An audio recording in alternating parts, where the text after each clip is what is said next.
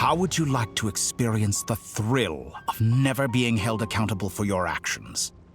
You could crush people like ants without consequence, or tear off their heads or limbs as you please. Believe me, such a life is but one small step away. What point is he trying to make? Freedom? But the freedom to kill? To do evil and get away with it? Why would you offer me that? The creation of a world is the ultimate scientific experiment. I have taken my research to the highest level, where I shall be not just a god, but also a servant to many sacred spirits. I shall heed the truth and perform holy deeds. A god's laboratory is the perfect playground, but it needs the right occupant to explore its full potential. Mortals are found everywhere one looks. Not so with Descenders. I'd prefer my first guest to be a distinguished individual such as yourself. And I know you could make the most of the opportunities it offers. So the condition for entering the new world is to take innocent lives. The same dilemma that Rerir once faced. Could I really bring myself to kill others for my own benefit? Rerir did. And look where it got him. Have you made up your mind? I can't do it. Your playground is no place for me. You're putting your hopes in the wrong person. But we both know I'm not quite the hero you say I am either. I have my own reasons for the journey I'm on. And they aren't all selfless. You've grown a lot since we last met, but there are still things you are unwilling to compromise on. This will only hinder you. Why don't I lower my requirements a little as a gesture of goodwill? I'll give you a little time to learn to be a less noble soul. That'll make things much easier for you. I really doubt I could live that sort of life. And yet you already sound less defiant than a moment ago. The benefits appeal to you because you can read the signs of the times. Why don't we return to my research facility? Your last visit was so rushed. There is much that I have yet to show you.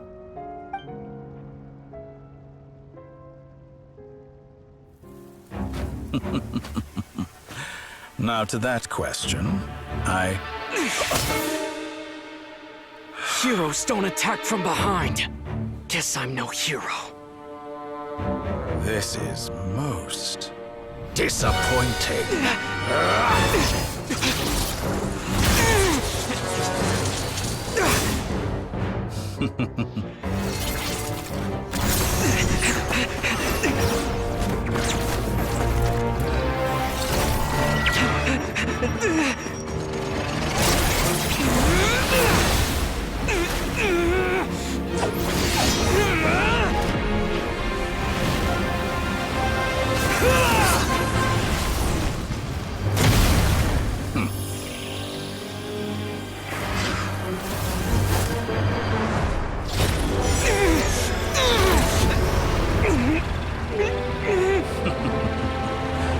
Now then.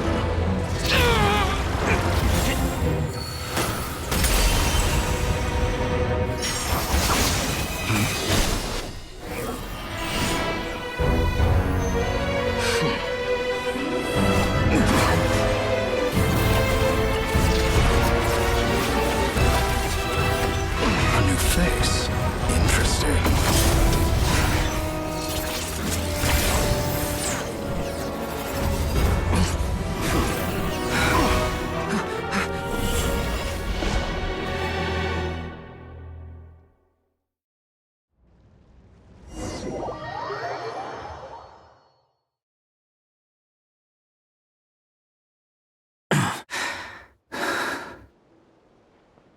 You're still gonna call me Hack Guy after that, huh? I didn't see anyone else in there who needed saving.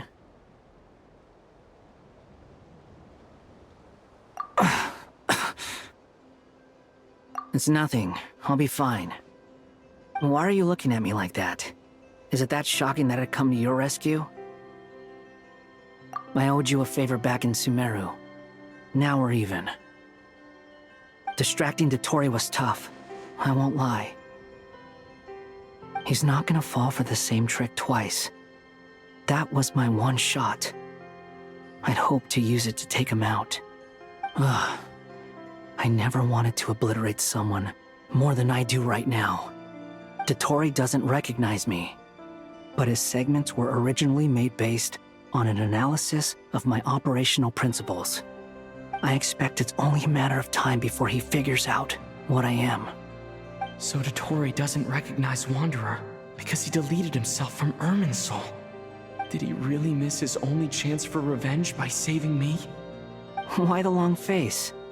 Hey, I'm not blaming you, okay? And I'm not complaining either. Rescuing you and killing Dotori are equally important goals. Everyone would be pretty stuck without you. It's best you live to fight another day. How are you holding up? Are you all right? Hat Guy said to put safety first, so we agreed to run as far away as we could after leaving the energy field, and only meet up once it was safe. You don't look injured. It seems that Dotori didn't do anything to you. All right. Rescue operation complete. Let's head back. There's a lot more work to be done before this is over.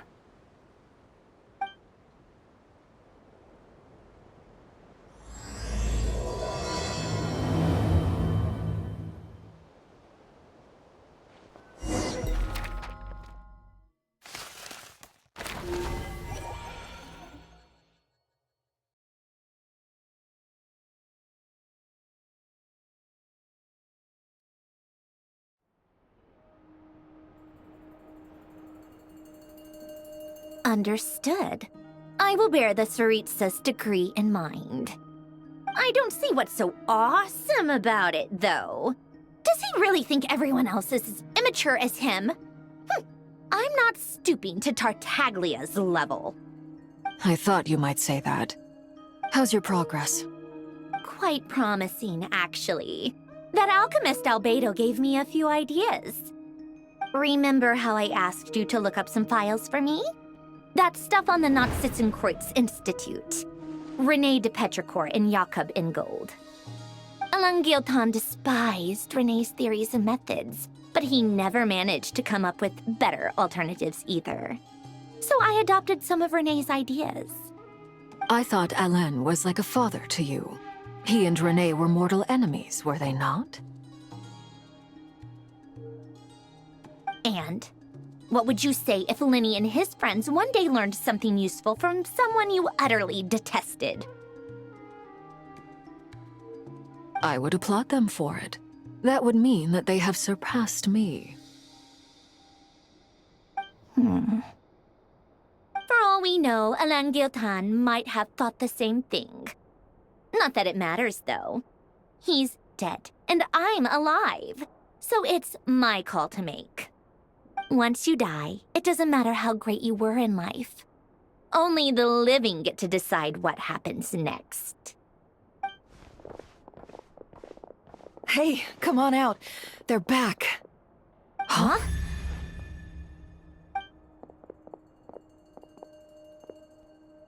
You're back? And your head's still screwed on? And you still have all your limbs? What does it look like? Way to keep your composure, madam. Excuse you. I am perfectly composed. Glad you're okay. Yes, it's a huge relief. Worry? Oh, yeah, right. You think we, the Fatui, were worried about you? We were worried sick. Hey! The Traveler and I were already friends. You are free to join this mission in whatever capacity you please. Much like your tea parties. It's a laugh a minute with you guys. I must say, I was quite surprised when Mr. Albedo told me he would need no additional aid. We discussed this on our way back as well. I am rarely so unequivocal. But in this case, we had full confidence in Hat Guy. He said he knew what he was doing. Albedo and I pretty much had to just wait outside on standby.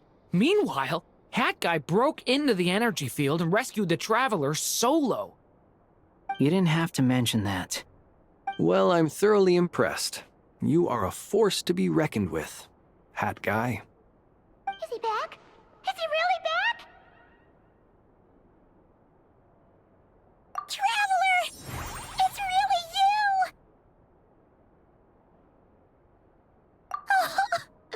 Oh, thank goodness! Paimon missed you so much! You can finally breathe easy, Paimon. It's great to have you back in one piece! Oh, Paimon's been having nightmares the whole time you were gone! Look at them. You know, once you reach my age, there's nothing better than watching a misty-eyed reunion between friends. That's nothing. Same goes when you get to my age, too. I bet Aino and Anefa would be tearing up as well if they were here.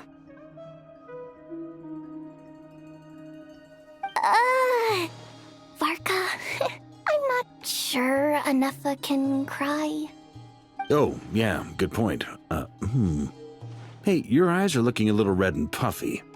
Come here, let's hug it out. What? Ew, no! No, thank you.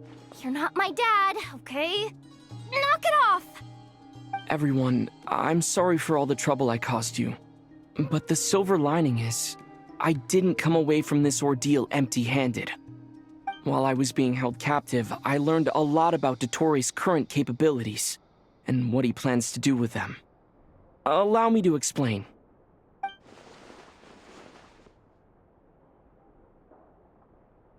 The three moon goddesses were even more powerful than we imagined. No wonder Dottore believes himself to be equal to the gods, maybe even superior. Utter blasphemy. While everyone was gone, Nefer and I made an interesting discovery, and I believe Miss Sandrone has something to share too. Ma'am, perhaps you could do the honors?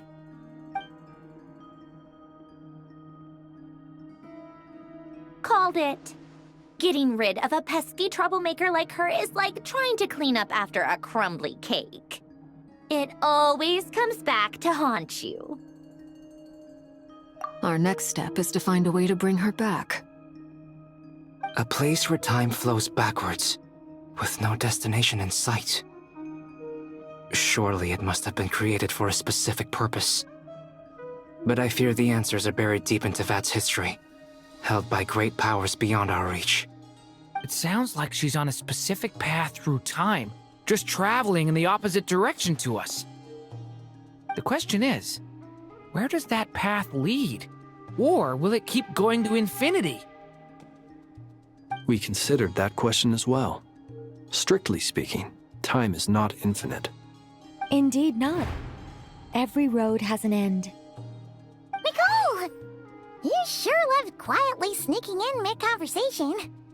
I do, in fact. It's something I've always done at our mages' tea parties. Quiet, mysterious, and persuasive. You wonder what lies at the end of her road.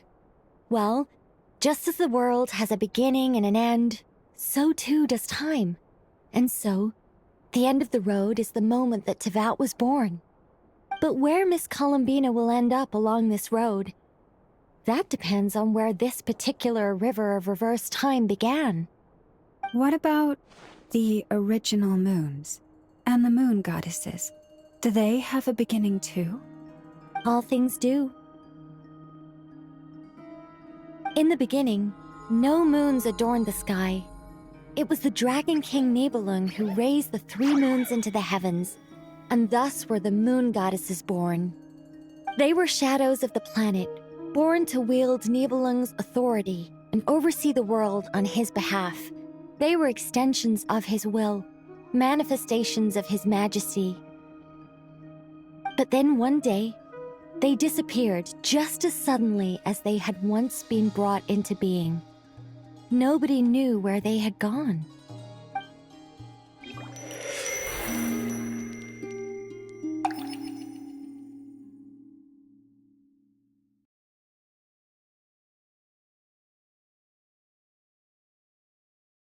Like I thought. No more paths back to reality have emerged since. But how can I be sure that I'm going the right way without scenes from reality to keep me on track? I can't even be sure of how long I've been walking for. The further I travel, the less stable this space becomes. There are even moments where I can sense something that feels like abyssal energy. They can just materialize out of thin air. I have to keep my wits about me.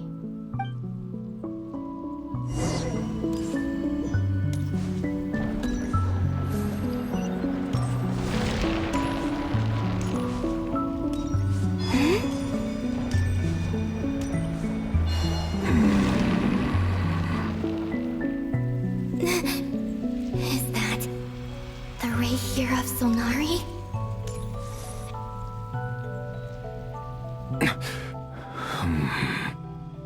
You are the moon goddess. But how? Please, there's no need. I'm not interested in fighting anymore. I find that a little difficult to believe. Yeah. Honestly, so do I. The way you used my own power against me was... It was a brilliant strategy. And then, in the final moment before I was thrown into this space, I got to see an old friend. Mr. Dainsleif. Right. It was so long ago now. But we were friends once. And when I first got here, I was filled with hatred, remorse, and rage.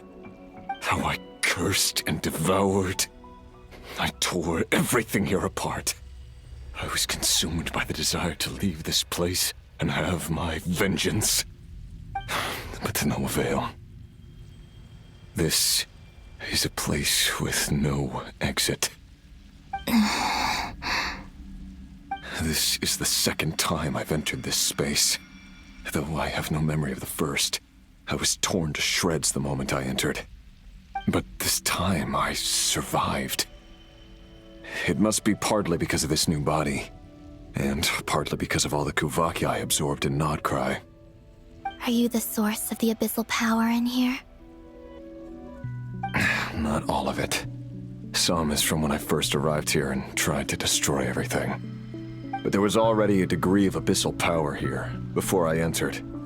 And like a venomous snake baking in the merciless sun, it tried to slither into my shadow. Tried to? So, you rejected it? Yes. Because after that, the world suddenly became silent for a moment. What do you mean? The voices in my head, they were gone. And then I saw her. Her? Thelindis. My former lover. Never mentioned that she saw a memory of Thelindis leaping into the moon's reflection. More precisely, I saw her afterimage. I'm sure the real her is long gone. She was just an ordinary Conrian. She couldn't have survived here for very long. Anyway, why have you come here? Didn't you know it was a dead end? If I hadn't escaped through the moon gate, my friends would have been in far greater danger. Oh, I see. Because of your power. The power of a moon goddess. What? You'd like to know how I know, wouldn't you? The one who resurrected me said so. I could hear a deep lust for power in his voice. Do you mean... Dottore? Dottore. So that's what he's called. He'd been collecting fragments of my body for a long time. All so that he could resurrect me at the moment of his choosing. I had no interest in his research. But being as corroded by the abyss as I was, we were aligned as far as hunting the moons and recovering my strength were concerned. So that's why the Wild Hunt suddenly became so active in Nodcry. When I left the Fatui in my weakened state, Dottore must have felt that his time had come. Moon Goddess, could I ask a favor of you? What? I know this is a lot to ask, especially from someone who tried to kill you. If you refuse, I won't fight it. But this is the only thing I desire now. Nothing else matters. What do you want? I'd like you to take a message to Thelindis for me. Thelindis? But... Yes, she's dead. But like I said, I saw her afterimage. I can sense that some part of her soul remains here. Far, far ahead. Why don't you go and speak to her yourself? I can't. I don't know why, but I can't move freely in this space as you can. All I can see is a glimpse of her walking away. Just like the moment when I last saw her in life. In return, I will clear these abyssal obstacles for you. No, not in return. I'll clear them for you, whether you want to help me or not.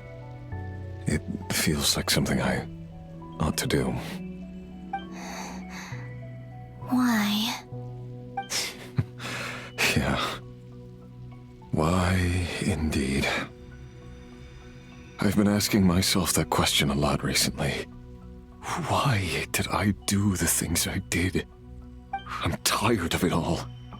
Tired of the person I became. People used me. And then I turned around and started using others. I hurt a lot of people. I think I grew tired of it long ago. But I wouldn't admit it to myself.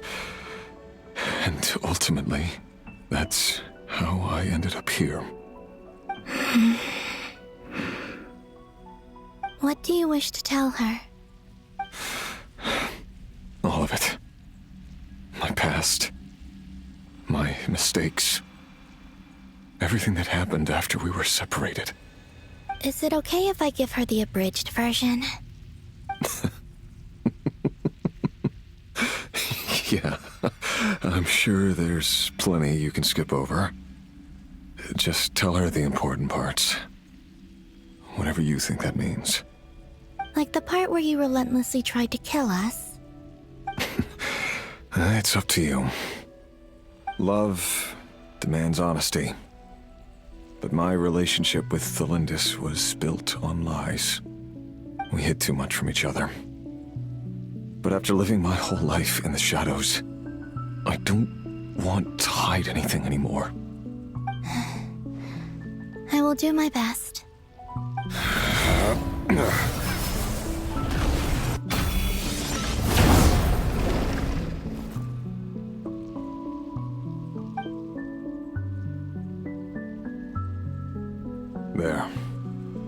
The abyss will no longer stand in your way.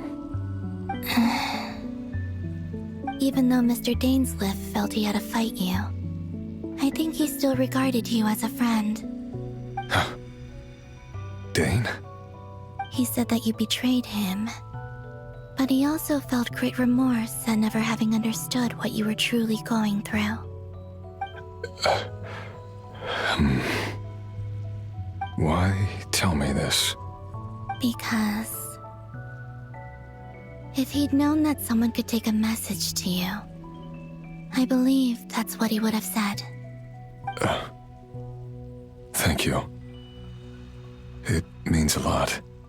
I know this will sound strange coming from me, but don't die, Moon Goddess. I can tell that you're determined to get out of here.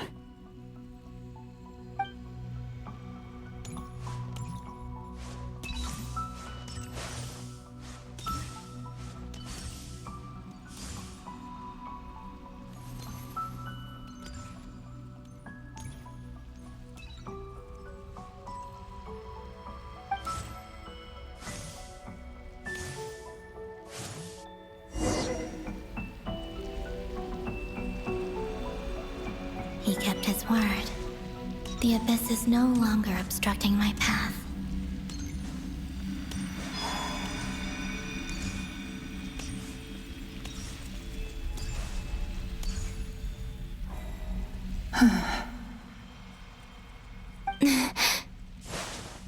Is that the Lindis? She wasn't far off at all. And yet, they can never meet. Hello, Miss Delindis. Who are you? How do you know my name?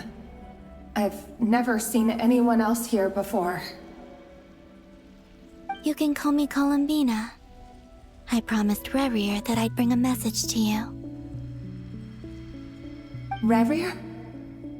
My Rerir? Is he well?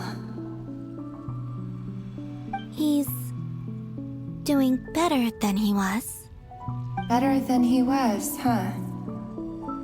Sounds like he's had a pretty rough time. Others have had a rough time on his account too. In many cases, their time ran out because of him.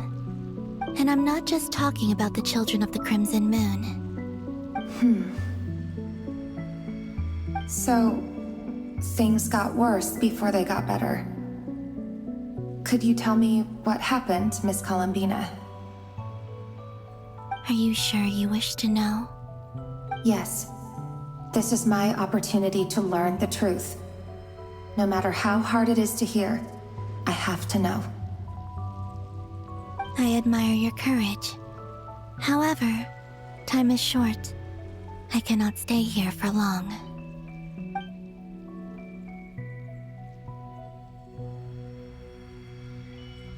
Rerir had seeds of hatred in his heart, and many people nursed them for their own ends.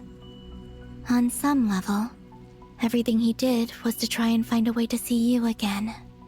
But in the end, he came to regret his mistakes. He wanted to apologize for hiding his past from you. Beyond that, he did not say specifically what it was he wished to convey to you, but I'm sure that you've always been on his mind. You are what has kept him going over all these years.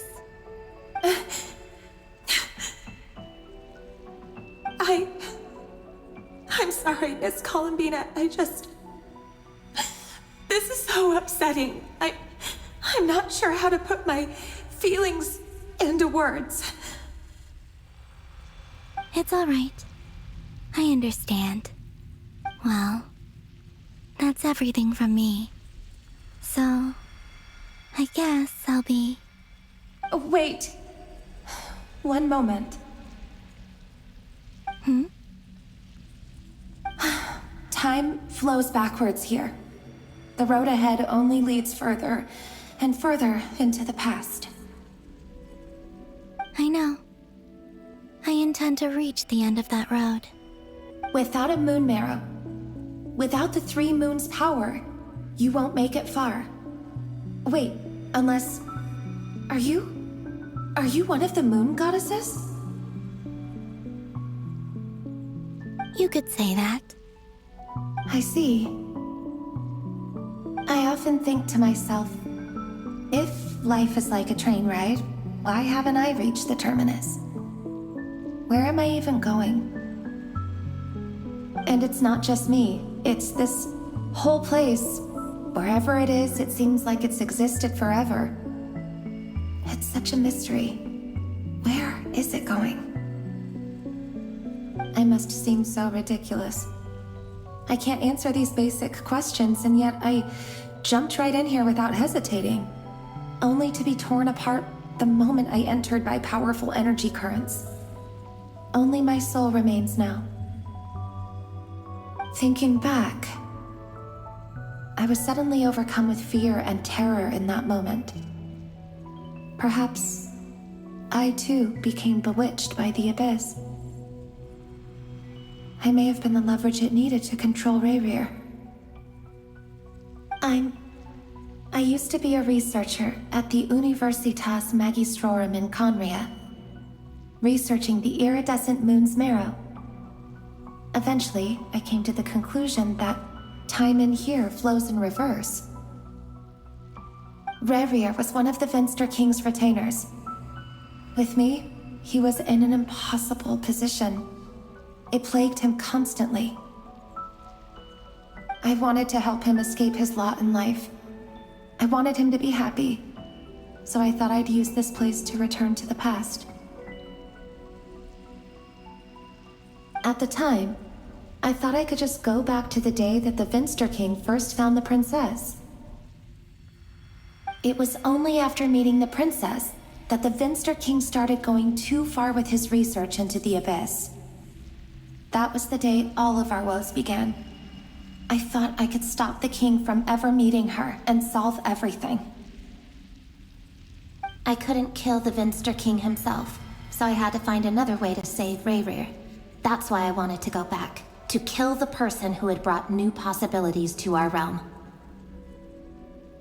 I'm sure it was a futile endeavor, but the Abyss probably enhances the basest human desires. So I naively hoped I could change everything. But I was simply too weak. Like a speck of dust against the whole universe. Look at me. I didn't even survive the journey here. Not physically, at least. I know I'm never getting out of here. But you're different. You can make it, and I want to help you. I owe you that much. How do you plan to help me? Have you noticed the golden energy that exists here? Based on my past research and my observations since coming here, I believe they carry you forward faster.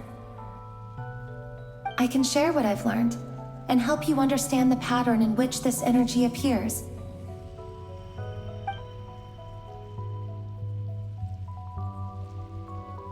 I think you just might... Now, I know you will be able to change the past. Also, I've been speculating about where this space ends. The documentation was scant, but from what I know of the legends about the moons, the oldest ones seem to begin with Nibelung, king of dragonkind.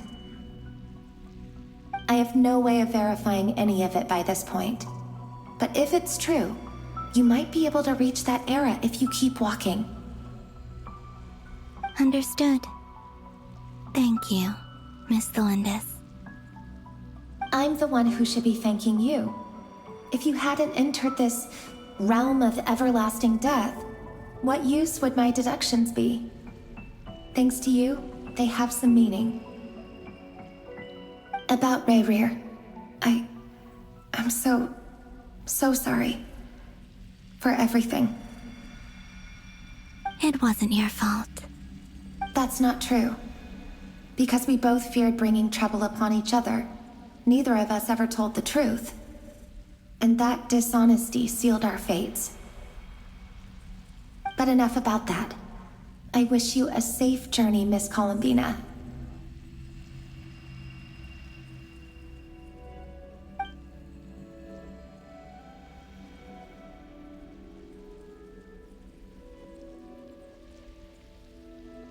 And may the outside world never have to experience pain like this again.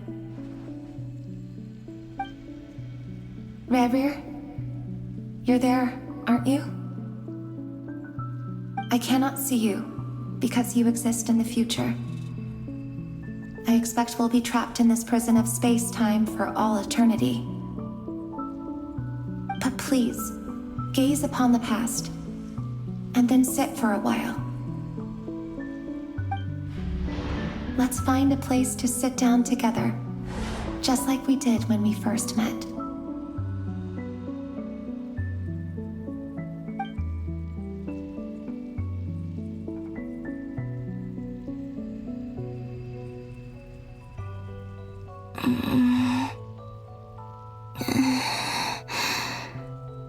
How long have I been walking? How much further till I reach the end? Is there even an end to be found? Everything's getting blurry.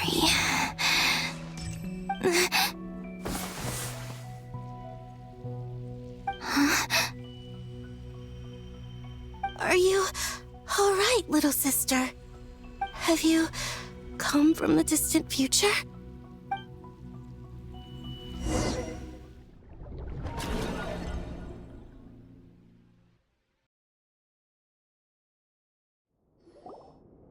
So, how exactly did the moons just disappear? Shouldn't it be a little harder to get rid of major creations like moons? The world is a vast and ancient place. On a certain scale, all life lasts for but a fleeting moment. Miss Nicole explained that the moon goddesses likely perished in the War of Funerary Flame. The moons themselves were also destroyed at that time, save for the Frost Moon, from which a new moon goddess was later born. Am I missing something then? 'Cause the stories say that the moon goddesses were born on the moon, but doesn't Columbina say she was born in Nodcry? Huh, you're right! Why do their birthplaces differ? What's the difference between the two generations of moon goddesses? Also, remember what Sandrone said? Her scans detected 4 moons. In other words, 4 moon marrows. Technically, the result of the scan means that 4 moon marrows were detected and positively identified as moons in that moment. In other words, this piece of information alone isn't enough for us to know how Miss Columbina is doing right now. Yep, we have no way of staying up to date on whether she's dead or alive. She's on her own for now. But at least she's trying her best to get back to us. Yeah, she's a tough cookie, and a sore loser too. We have to trust that she'll find a way. Because we really need her power. As much as it pains me to say it, we've got no chance of beating Dottore in a straight-up fight. He's much too powerful. It wouldn't even be close. That maniac is going to devour everything in his path until he reaches us. We need to find someone or something that can stop him before he does anything worse. I'll be frank. Our only hope of defeating this false god is with a real moon goddess on our side. I'm not just saying this because Columbina's a friend and I want her back safe and sound. It's just the truth. And I know that even she was no match for him when he attacked, but I don't have a better solution. We're not giving up on saving her, whether she can defeat Dottore or not. Right. Don't worry, Miss Sandrone. We're all aligned on saving Columbina. No one's trying to argue that we can only justify saving our friend because it will help save the world. This is about multitasking. We want to save both. So, she's more than just a moon goddess to you guys? Absolutely. Duh! She's part of the gang! And you are too, you know. Yes, I know. You don't need to labor the point. I knew that the moment I came running over with my documents that I was part of the in-group. I mean, if Arlecchino can fit in, I certainly can. Anyway, as for how we get Columbina back, I've been working on it constantly. But I think I'm still lacking certain information about the moon. I'd probably get there if I could continue my calculations, but the problem is, I've run out of computing power. Computing power? You mean you need more energy? No, the issue isn't energy, it's processing power. There's so much data to get through that the whole process has just ground to a halt. That's a tricky problem. René de Petrichor of the Nazissenkreuz Ordo once foretold the fate of the world. But I don't know how he did it. My guess is that he used the primordial sea's power. However, that won't work for me. His methodology was vastly different from my own. What's worse, they're incompatible. And to top it all off, we can't even leave Nodcry.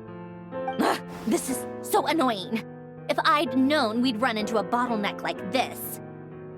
Well, no, the design bureau's a bust as well. Curse that Dottore!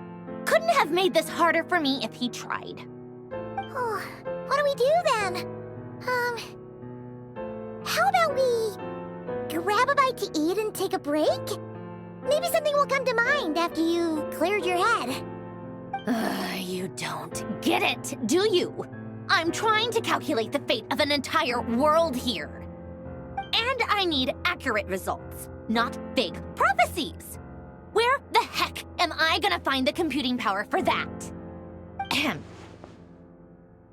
Anyway, time to shelve the discussion on technical difficulties. Being a killjoy isn't very ladylike, after all. Either way, we've done what we can. Rest well, everyone. Remember to let us know if anything new comes up. Hat guy? Is he hinting that we should talk outside? Let's go somewhere a little more private.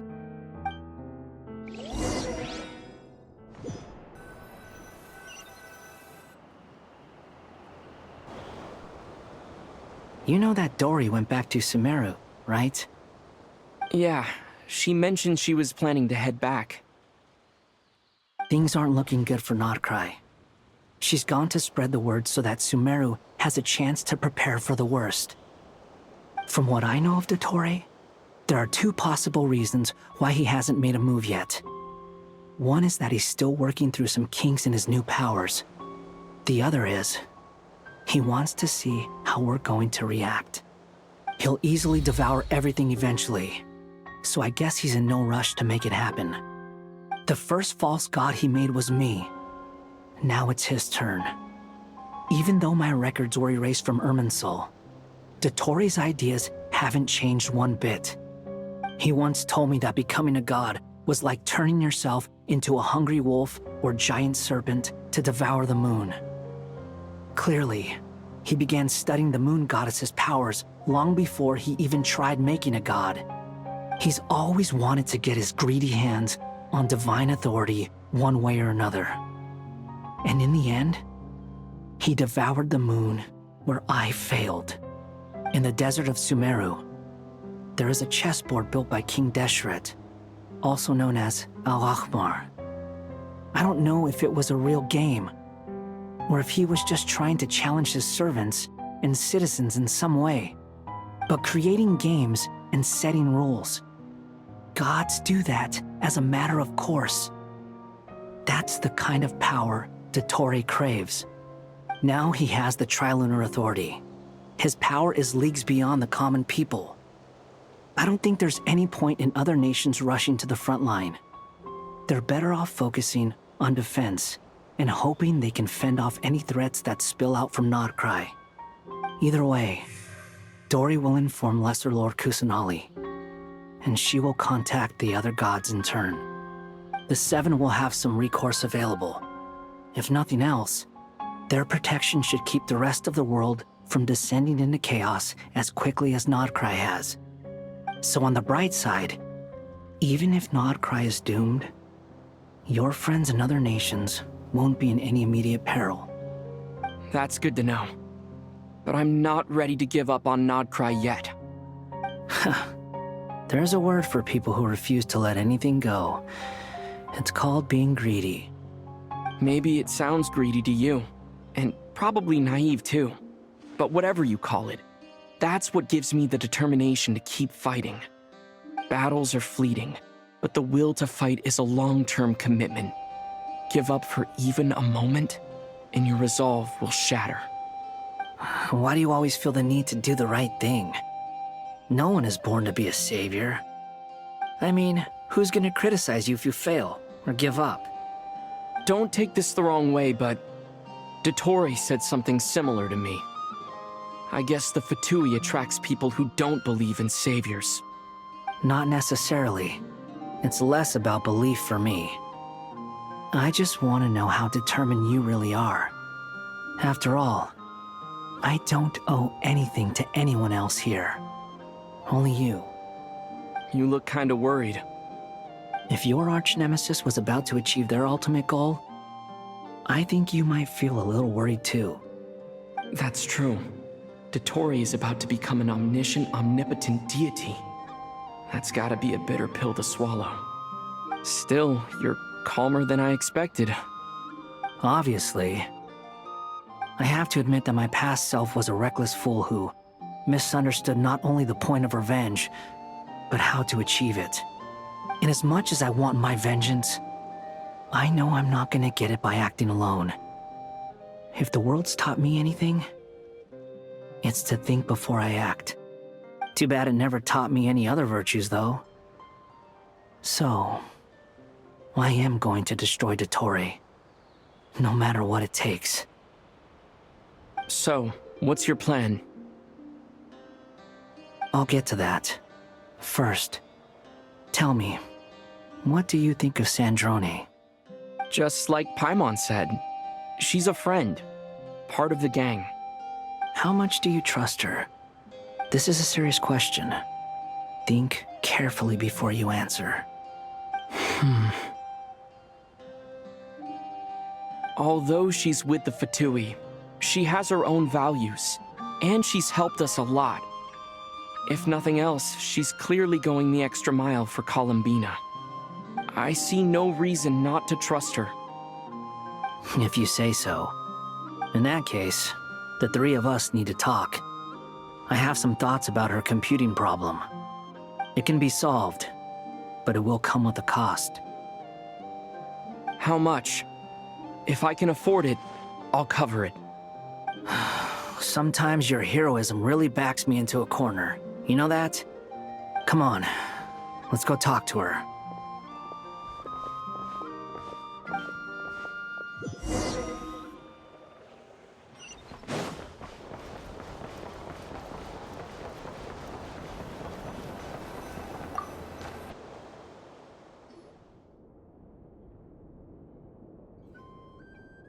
Miss Androne, Traveler.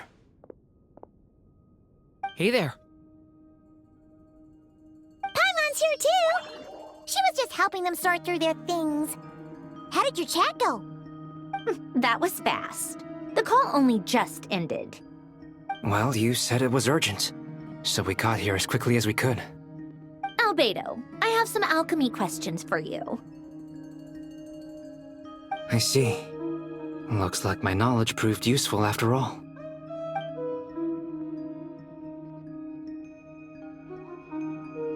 If I might ask, what is the end goal for the modified formula you'll be using? I needed to predict the future of the entire world.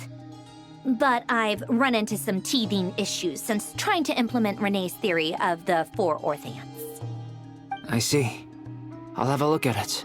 Still, computing power is the real issue here. How do you plan to solve it? About that, it's been sorted. Oh, with the Traveler's help? Actually, you're not wrong.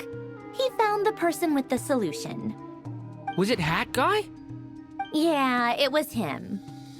Wow! Go Hat Guy! Seems like all that time studying at the Academia is paying off big time. But where is he? Wasn't he the one who asked Albedo and I to come here? Come with me.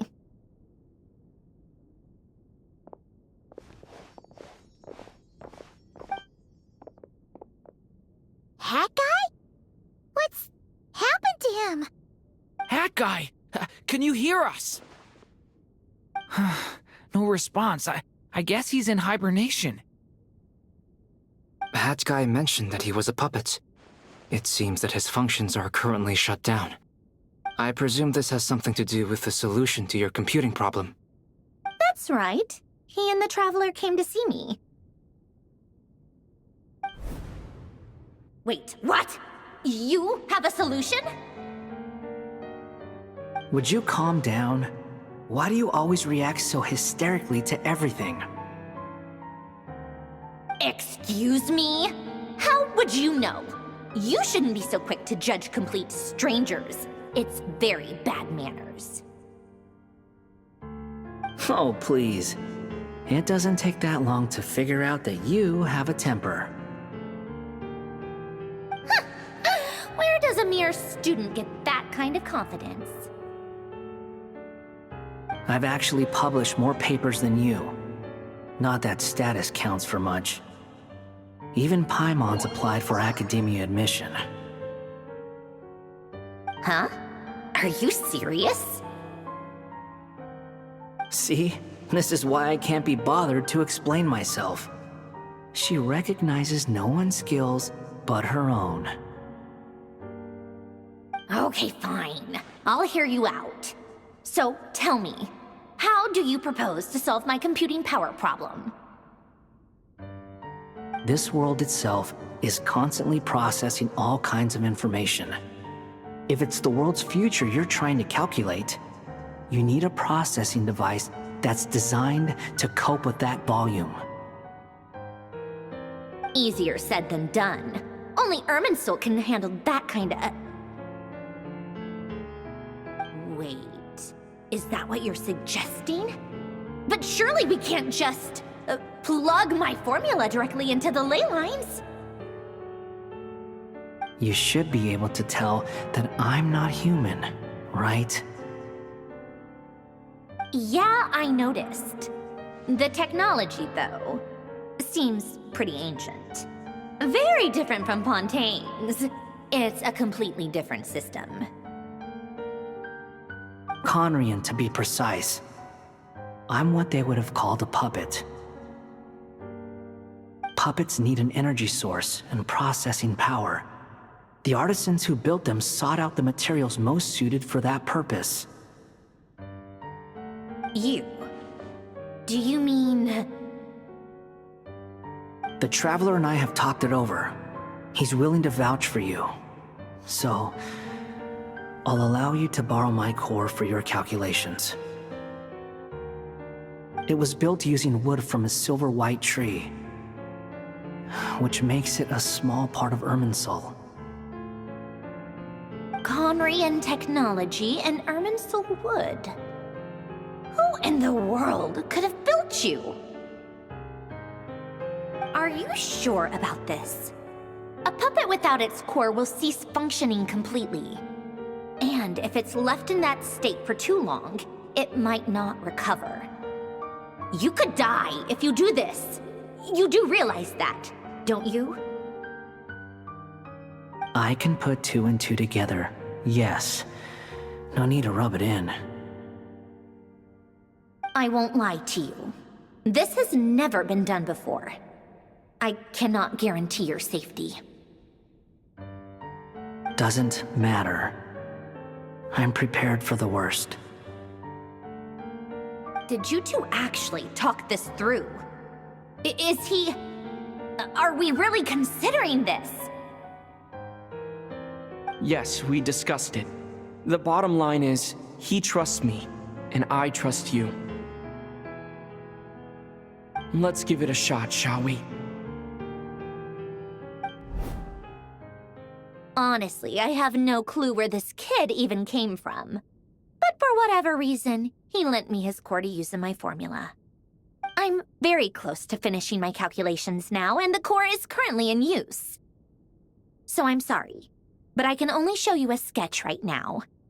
This is what the core looks like. A silver white branch. It certainly matches the legends told about Irminsul. Is Hat Guy gonna be okay? He's not gonna die, right? Right? In theory, he should be fine. As long as we put his core back in time.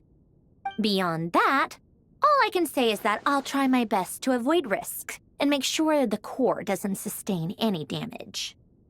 I think I know why you called us here now.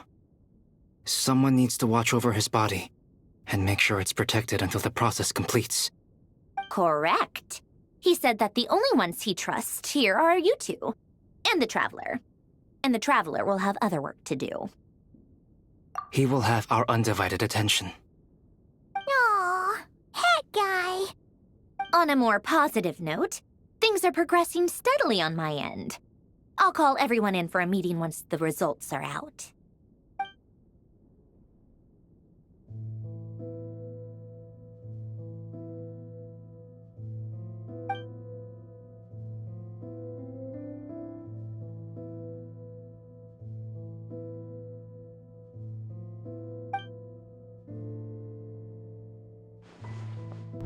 The worst case scenario with the core removal is either a system reset or a total loss of function. But I'm not afraid. A quiet death should have been my fate long ago. A core is completely different from a heart. It's like another vital organ entirely. I never believed it could be a true replacement for what I sought. But in the end, it turns out the core was more useful to me. Pretty funny when you think about it. It's like the punchline of my entire life. Do you think there's any difference between a puppet and a human? If not, then this would just be another samsara. I have already experienced both a past life and a next life. Part of me wonders whether I'm only capable of making this decision because I've become a real human. What's with that expression? Isn't this a good thing? Sandrone will succeed, won't she? She has to. She will. We all have to persevere until this is over. That's right. And I'll protect you all until a moment of victory arrives.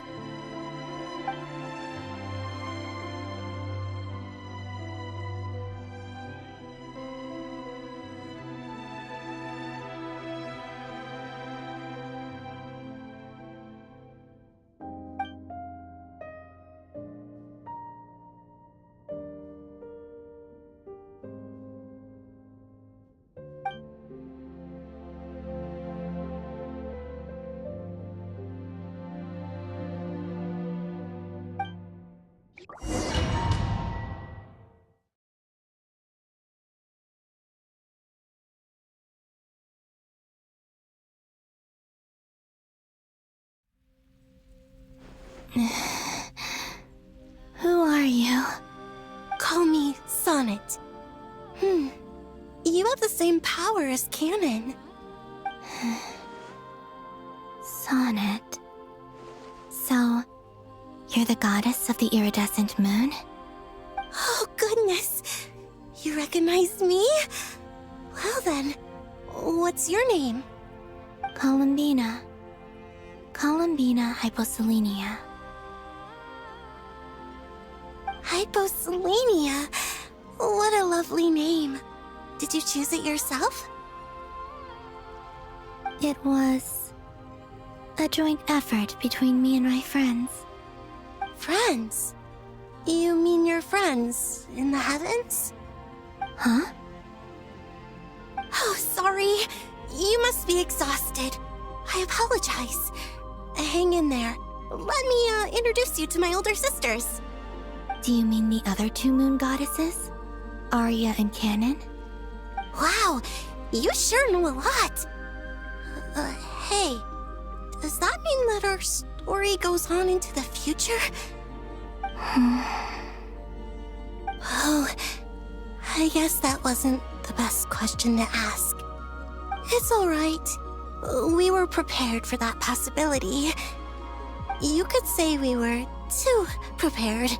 I can't even remember how long my sisters and I have been here by this point. When did you get here? How long has it been? I can't say for sure, but it feels like it's been forever.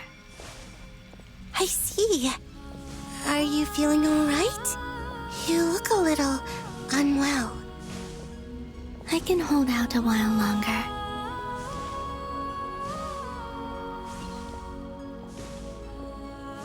We don't have far to go. The place where my sisters and I are based is just up ahead. Don't worry, they're both really nice. I'll introduce you.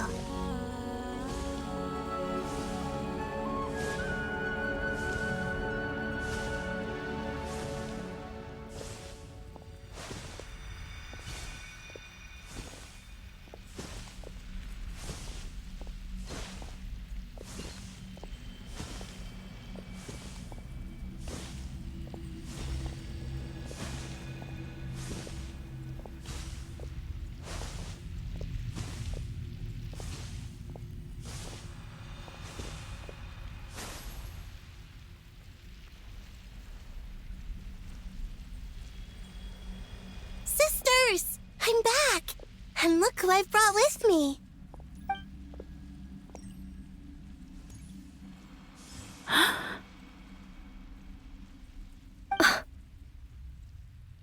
It's our lovely little sister, born in the far future. The pleasure is all mine.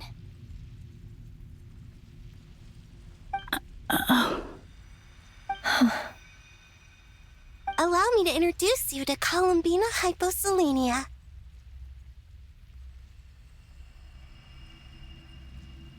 This is Arya, the goddess of the eternal moon. And this is Canon, goddess of the frost moon.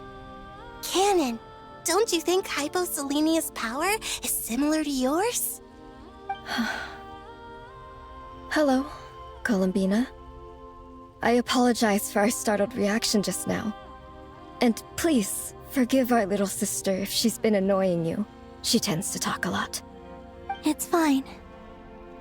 You seem shy. Don't worry, Columbina Hyposelenia. No one can hurt you here. Could you tell me where here is? Please. I must know.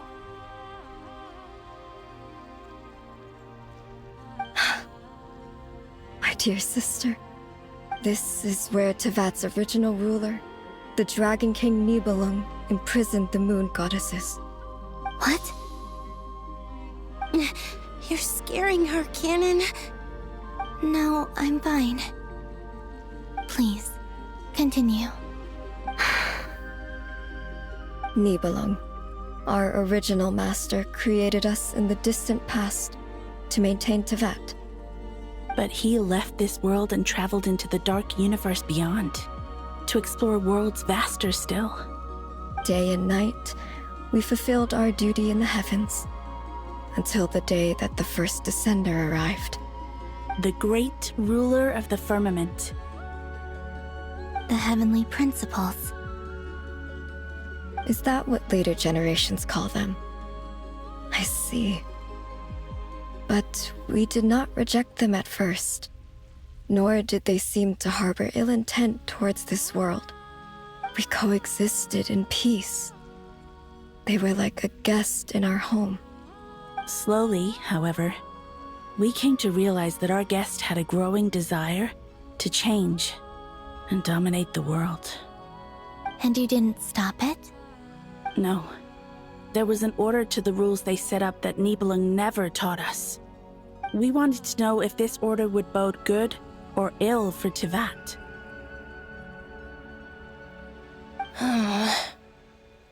All right. Canon and I wanted to know. Sonnet was against it from the outset.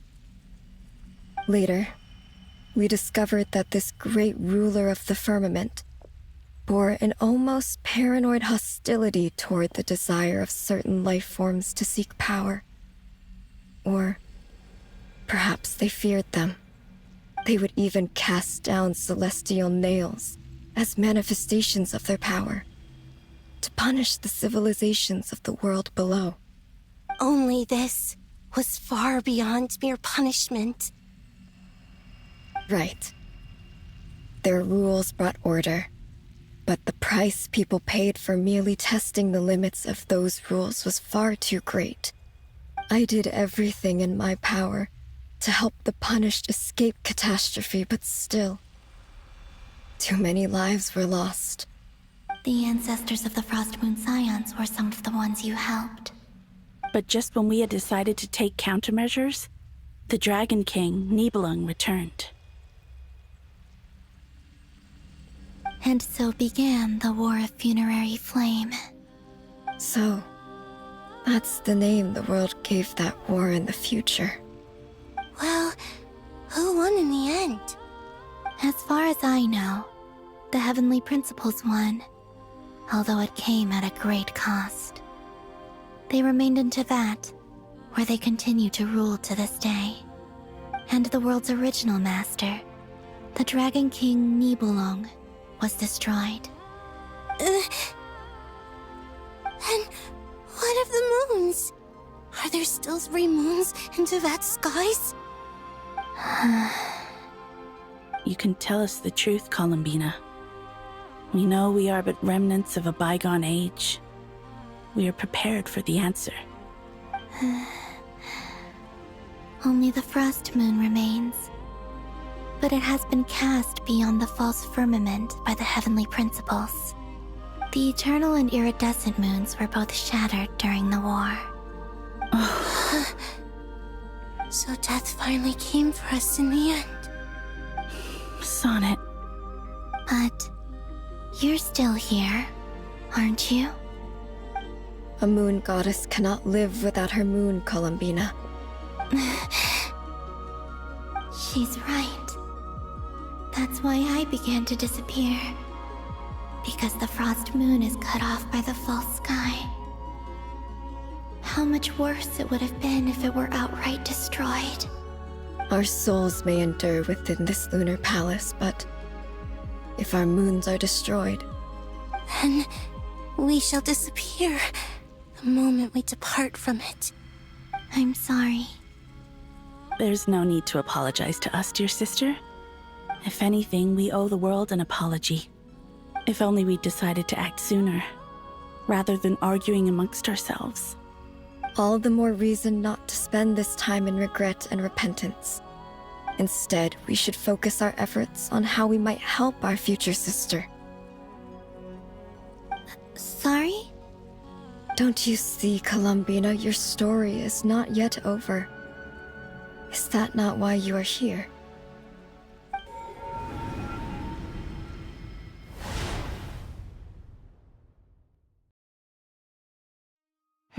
It's done. Initiate numerological array. Continue running primary process. Calculate the world's fate through extrapolation. And identify nodes of potential change. Secondary process, scan for moons. Still 4. The number of moon marrows hasn't changed. Wait, let me think. Is it possible that there's something I've been misunderstanding about the moons all along?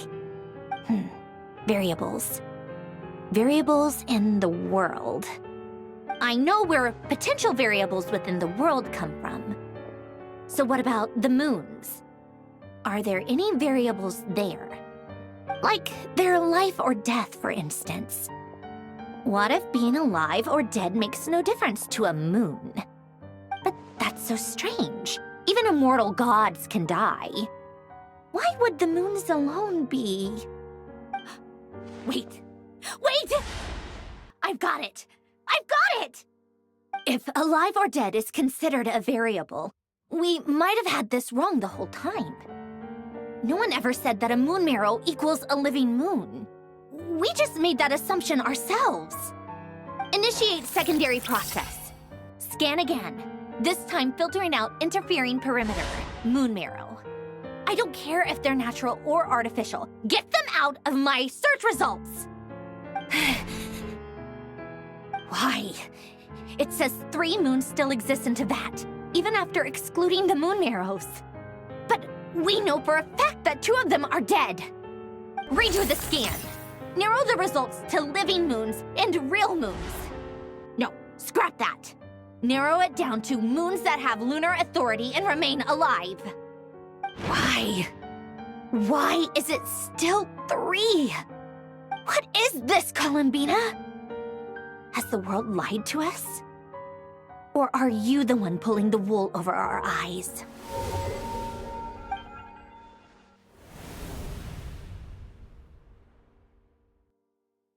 So, you think that the moon's reflection might be where Nibelung imprisoned the 3 moon sisters?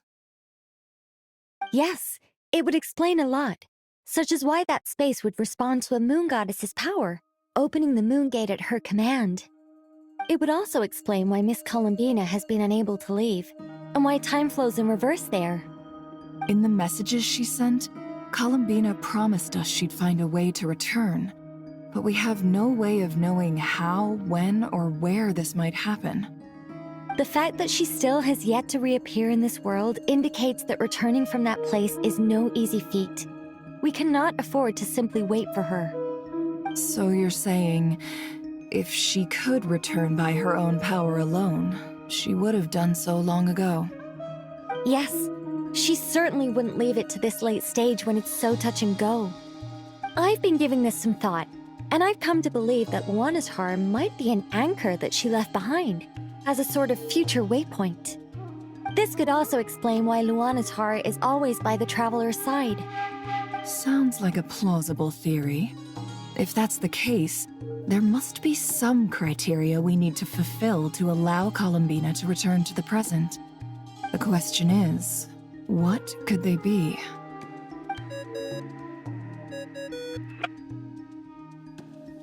Hello?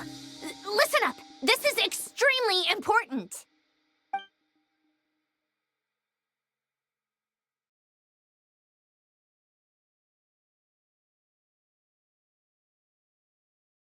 Not only is Columbina alive, but she may well exist in a form unimaginable to us. I'm still unclear on the details, but she's done something truly inconceivable in the past.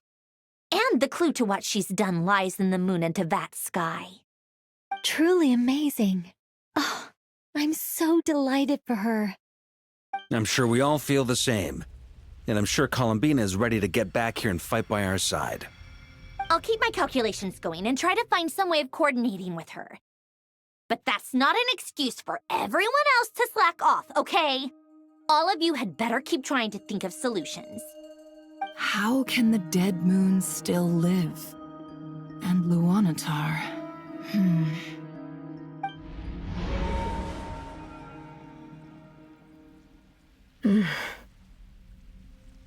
It's hard to believe that's what will happen in the distant future. Our authority is linked to the most fundamental rules of Tevat. I suppose it's no wonder that many would covet that power. I didn't realize that when you said friends, you meant people who live down in Tevat. That's so lovely. I always wanted to go down there and have some fun. Have you ever tried leaving this prison? Of course. Between us, we've tried everything. But no matter where we go, this space will eventually bring us back here. It's like the center of a whirlpool. Everything ultimately converges here, at the moment when Nibelung imprisoned us. In that case, have you tried using any of those pathways that connect this space to the real world? Sorry? What are those? They're passages through which you can make small-scale changes to reality by using Kuvaki. Or am I the only one who can use those passages? Because part of my soul remains in reality. Kuvaki. What is that? You don't know? It's a unique kind of elemental energy found only in Nodcry, the land from which the moons arose. Oh. Well, it's true that the moons first rose up from the part of Tevat you say is called Nodcry. But there is no difference in the elemental energy between there and anywhere else. What? Could you show us some of this Kuvaki hyposelenia? Maybe if we see it, it'll make more sense. Okay.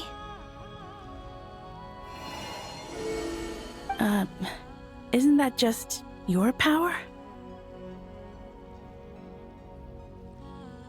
What? But it's everywhere in Nodcry. In the air, in the land.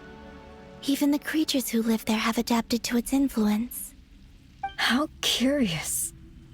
This Kuvaki certainly did not exist anywhere in the world before we were imprisoned.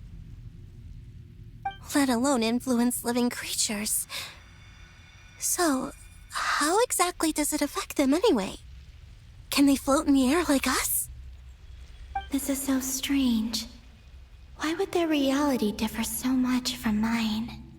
Columbina, you're looking for more than just a way out of here, aren't you? Yes. If I am to help my friends, I will need tri-lunar authority on par with that of our foe. You mean... you'll need our power? This sounds extremely risky. The three moons' powers are not mutually compatible. Concentrating them into one goddess will be a very painful process. And if anything goes wrong, it could tear you to pieces. I know.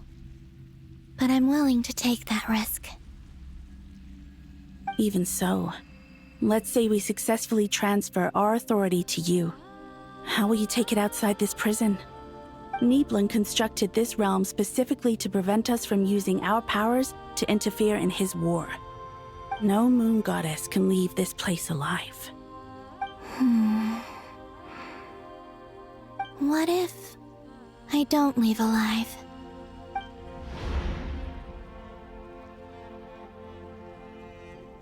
Where do we even start? How are we supposed to figure out what we're meant to do to help Columbina?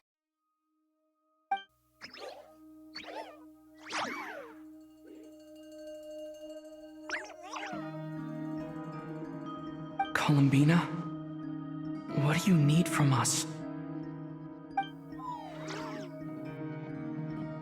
If she really got to the beginning of time in there, how do you think she'd leave us a message?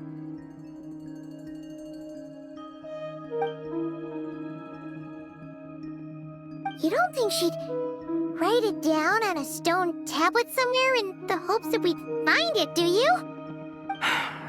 Seems unlikely. Columbina may not talk a lot, but she thinks deeply about issues like this. Let's review what we know.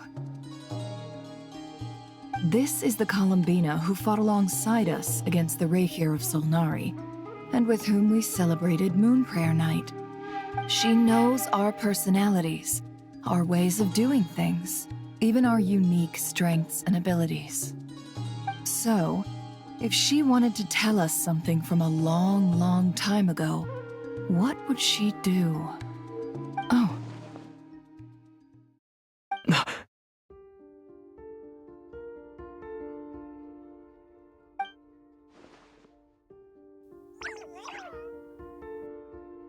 Traveler, you once said that those golden ripples also appeared when Luanatar was born. What if Columbina left Luanatar here, not just as an anchor to the real world, but for some other purpose? If she is part of Columbina, and Columbina knows that I can see past events through her... Oh yeah! Like when you peeked into Rarer's past through his heart! Nefer, wait! If you're right about this, and you can really see past events through Luanatar, your eyes, they'll... Oh, I know. Looking at Rerir's past in Conria was already enough of a strain on my eyes. Looking this far back into the past, it'll surely blind me. But it's our only chance. This is the only way. Boss. We spoke about this once, a long time ago. Do you remember what I said, Yehoda? The day I lose my sight, the Curatorium of Secrets will be yours to run. But... What's wrong? I'd be overjoyed if I were you. This day's come a lot earlier than either of us expected. I need to know you'll honor our agreement, Yehoda. Promise me. Yes, Boss Neff. I promise. Are you sure you don't want some time to think this through? What is there to think through? I should have gone blind after our battle with Rerir. Frankly, it's almost criminal that I got away with it for this long. Then at least let me take some precautions on your behalf. And if you really do lose your sight, I'll visit your office every day and make sure you're well looked after. Oh, please, anything but that. I was actually ready to go through with this. Are you trying to scare me into backing out? As if I could ever scare you. I'll assume you're just joking to calm your nerves. All right, enough chit-chat. Let's do this.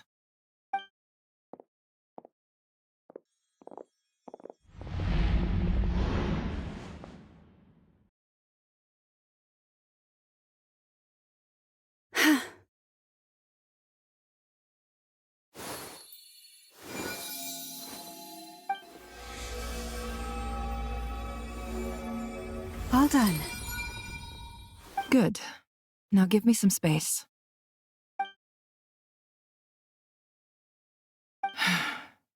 Come on then, little one. Show me what happened in the past.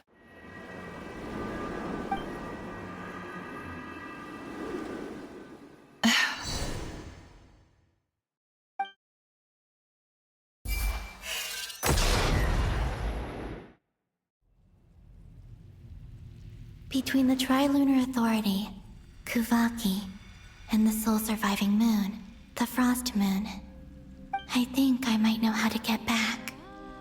But I will need my sister's help.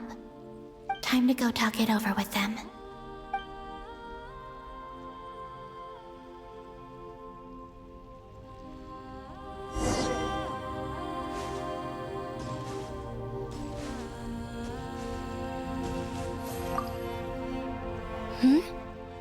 Have you decided what to do? I hope it's not too dangerous. You really scared me when you said that thing about not leaving here alive. Come on, let's go find the other two.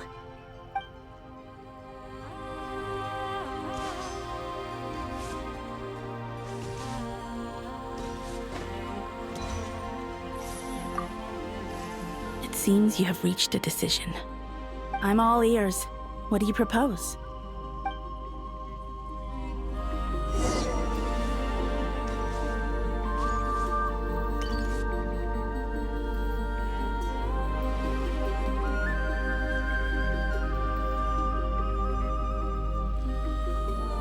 Have you figured it out, Columbina? Tell us, how do you plan to leave this place? I intend to die here, in this moment, and then be reborn in the future with the help of my friends. What? What are you saying? How can the dead be reborn? And how will you inform these future friends of your plans? You can't exactly leave oracles. Nothing can escape this place. Not a single ray of moonlight. And even if you found a way, what if they never find the message you left for them? You'll... No, that won't happen.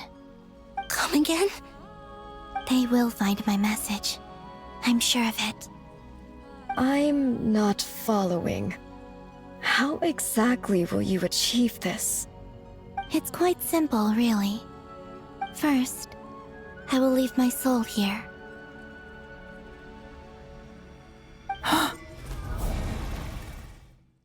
I see it.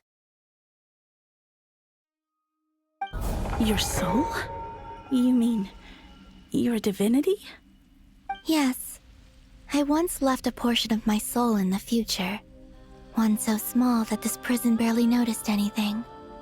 In this very moment, she can resonate with my soul across time.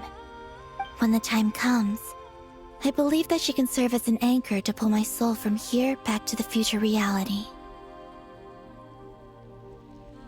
Just as gravity connects the world to the moon. Exactly. In the future, where I came from, the moon has been cast beyond the false sky, but I can still feel that it is there. In a similar way, I can feel a connection to the soul fragment I left behind even now. My friends can use it to detect my presence. But how do you just leave your soul here? Is that even possible? On my way here, I met an ordinary mortal who entered this place long before I did. Her body is long gone, but her soul remains. And before that, I encountered an old enemy whose entire soul survives here intact, while the power that once corrupted his body has faded away. So, Perhaps this space is specifically designed to imprison divinity and authority, but not the physical body. Still, even if your body can escape, would it not just be a lifeless husk without the soul inside? Wait, is that what you meant when you said you wouldn't leave alive? Yes. I shall turn my body into moonlight and pour it over Nodcry. That power shall protect the land and quietly blend into it, awaiting my soul's return in the future.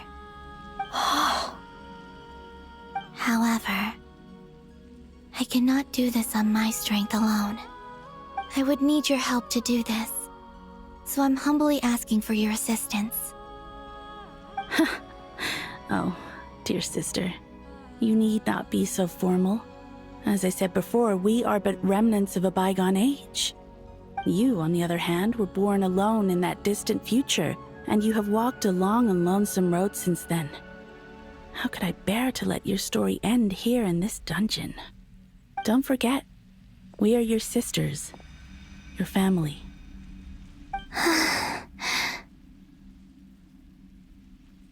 Arya's right. Actually, I've always wanted a little sister. Can you imagine how it's been for me? Getting nagged by 2 older sisters all the time. Now, I finally get to be the big sis. And not just that, but I get to help you return to your world, too. How could I say no to that? Sonnet. Canon?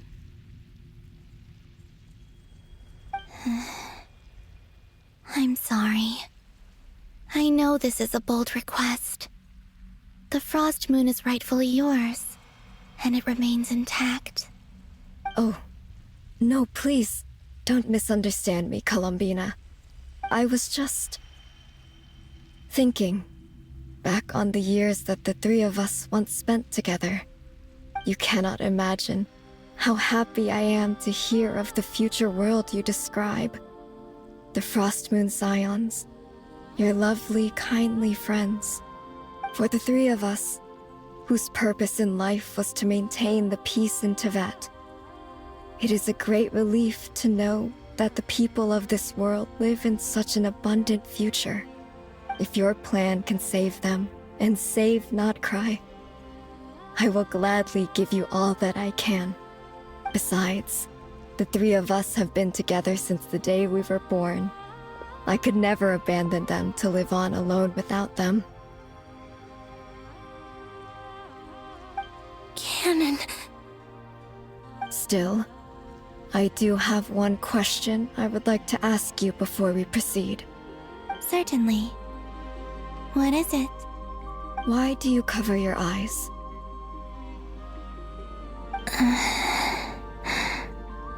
Yeah, I was curious about that too.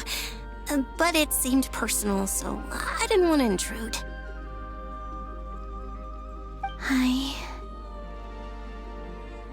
There was a time when I refused to look upon the world. I believed it was full of nothing but lies and falsehoods. I wished to hide my feelings, seal my heart, until I could return to my true home. I see. Perhaps that decision saved you from ever having to see the false sky again. But at the same time, you likely missed out on many true and precious things, like the smiles on your friends' faces. Promise me this, Columbina. When you return to the future, open your eyes, take a look at the world around you, and see your friends. I'm sure that you know this already, given that you long to return, but that is your true home. Give me your hand, Columbina. Arya, Sonnet, you too. Okay. All right.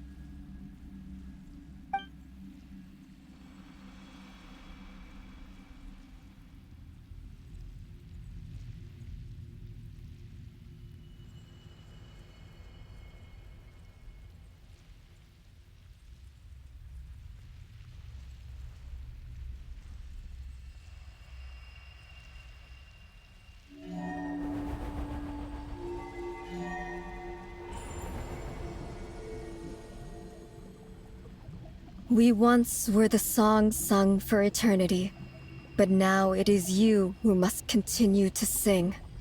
We once were the tides in the great river of time, but now we subside, and you arise. We were the messengers of madness and inspiration, but now the lies have faded, and your truth must endure. We are souls awaiting the sun. You must return to be with those who smile when they see your face.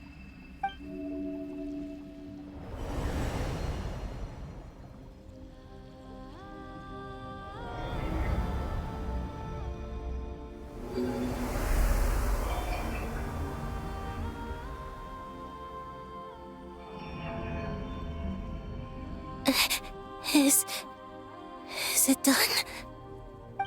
Yes. We have transferred the authority over all 3 moons to Columbina Hyposelenia. From this moment on, she is the Tri-Lune Goddess, the one and only moon goddess of this world.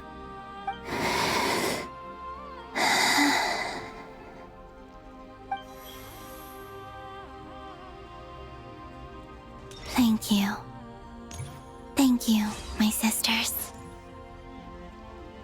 Now go, and do what you believe is right, Columbina Hyposelenia. Be aware that we cannot grant you the power of the 3 moons beyond these prison walls. The conflict that arose over their remains following our disappearance will still take place. I understand. Sisters, oh, my body. It feels... Now that we have given up our power and authority, our bodies are merely mortal shells. This prison is dissolving them as we speak. It's okay, Sonnet. The end must come for every god, just as it does for every human. That's all this is. The final destination of our lives. Canon and I will be by your side the whole way. We have one final request, Columbina. Could you use the 3 moons' power to send us back into the real world? Now that we have lost our powers, I doubt this space will seek to hold us further. It's just... we would like to spend our final moments together in the only place we ever called home. Of course. Gladly.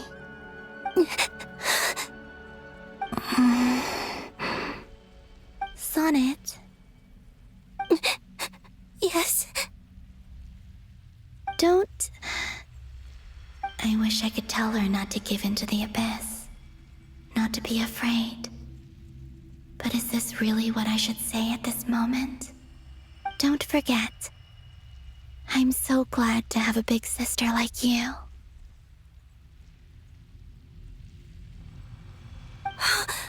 No, Hypo. Thank you. I'm okay. I'm not afraid. As long as my sisters are with me, I won't be afraid.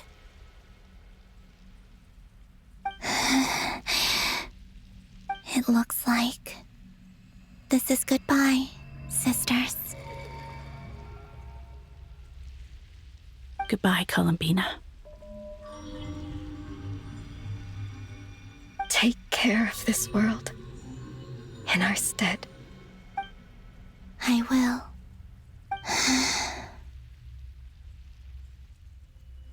And now, it's time for me to bid farewell to my body, too. May it become the moonlight that keeps Nodcry company through the long years ahead. So this is why Nodcry was not always home to Kuvaki. It only appeared after I poured my body out upon this land, and only this land. Kuvaki responds to me because it is me, my body, answering the call of my soul.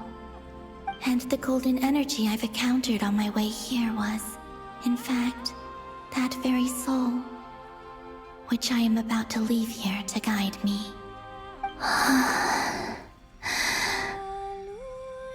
O power Trilune, eternal moonlight. I, Columbina Hyposelenia, lay aside my body. Let it be cast into the dark night to illuminate the future. May it be a companion to all who dwell beneath the moon.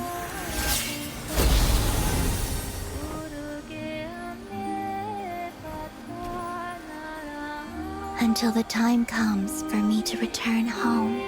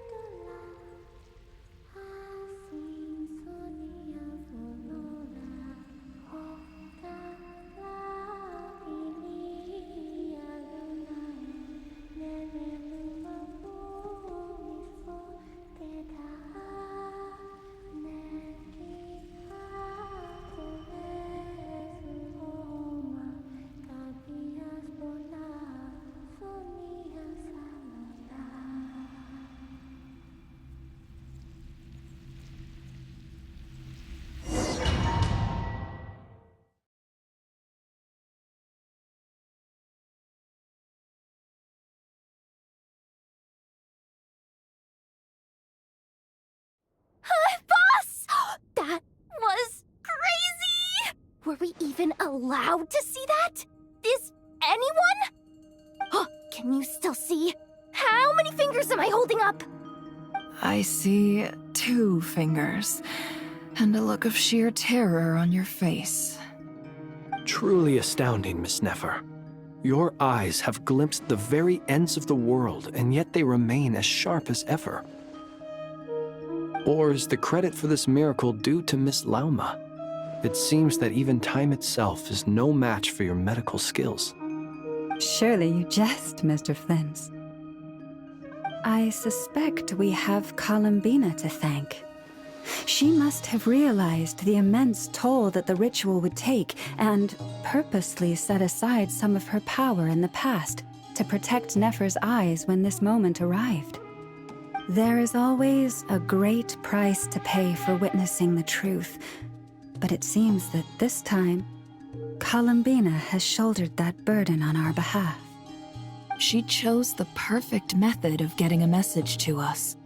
Though her eyes were always shut, she was clearly so perceptive. She knows us well. She knew exactly how we would think and what we would try. Despite being separated by time and space, we're seeing the same possibilities and seizing the same opportunities. We still don't even know if she's okay right now. But as long as there's a chance we can do something, we'll fight to make it happen. We'll get you back somehow, Columbina.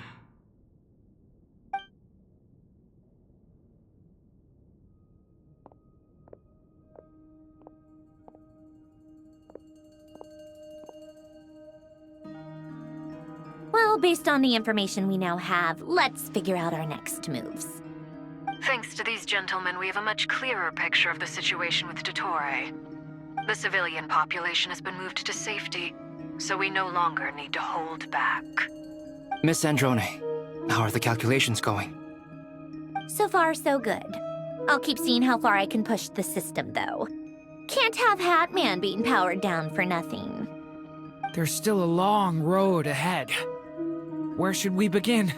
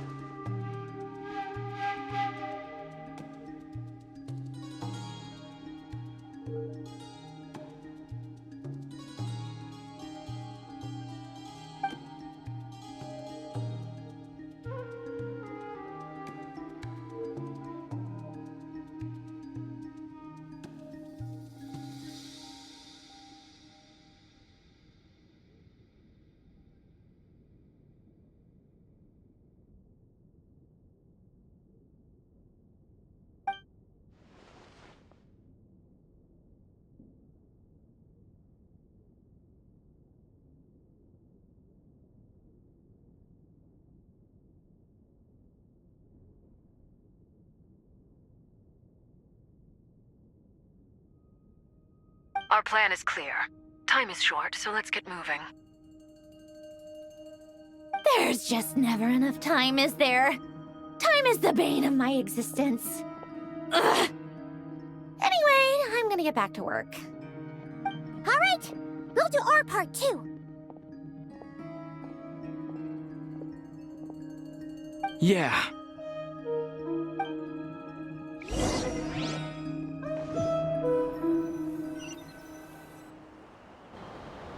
Albedo's theory says that elemental energy can dilute the light realm's power.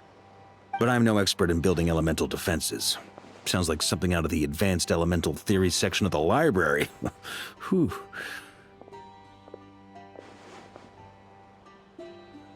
You seem quite troubled. Well, yeah. I mean, who doesn't get a little flustered when they're completely out of their depth? You were the very picture of confidence back when you approached the Hexen Circle. Yeah, I could have been faking it through that whole meeting for all you know. Who's to say I'm not just a ball of nerves in a charming and gregarious package? Oh gosh, really? I'm so sorry, I had no idea. Well, you're all the braver for it. Still, I was much more in my comfort zone than I am here. At least in Mondstadt, you can cry for help from a cliff top and actually stand a chance of summoning Barbados himself. Things have never looked bleaker than they do now.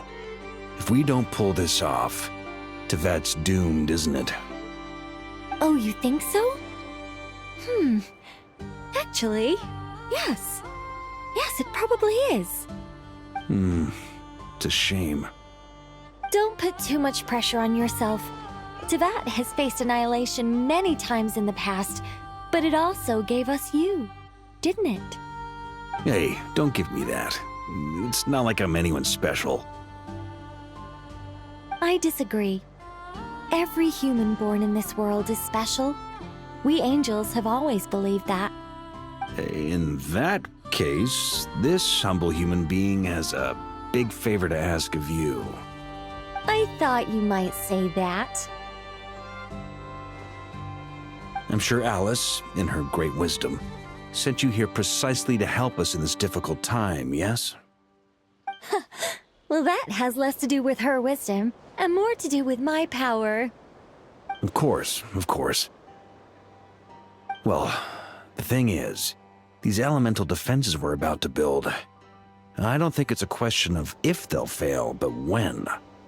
Durin's findings from his patrols make it clear that Dottore is constantly expanding his territory.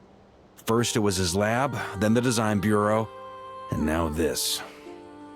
It's not realistic to completely stop him encroaching on the rest of Nagrai. Rather, our goal should be to stall him for as long as possible. If Miss Sandroni's calculations are correct, well, they're the closest thing to certainty we have in this situation, so let's assume they are. Anyway, her calculations suggest that our best hope for victory lies in Miss Columbina's return. It's up to us to slow Dottore's advance and buy time for her to make a return. Are you asking me to help you with building the defenses? No. I'd like you to prepare for what comes next. When he eventually reaches us, we will have to fight him. You were an angel once and a mage now. I'm asking you to lend us your protection. Oh. Can I take it that you're triggering the terms you fought for during our three-way talks? Well, technically those terms were about protecting Mondstadt. But if you're happy to agree to the change in location, then yes, let's do that. You're cashing in on this much sooner than I'd imagined. Well, yeah. The way things are going, I might not get another chance. Very well. The mages have heard the knight's plea, and we will respond. To tell the truth, Alice and I had already discussed how we might help you all, so I didn't come empty-handed. I always like to be prepared.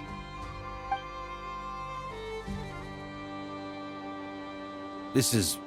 wow. Yeah. This is great. Seriously, thank you.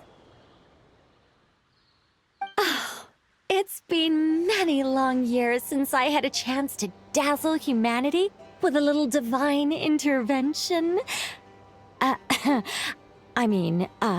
To humbly serve as a reliable and responsible guide.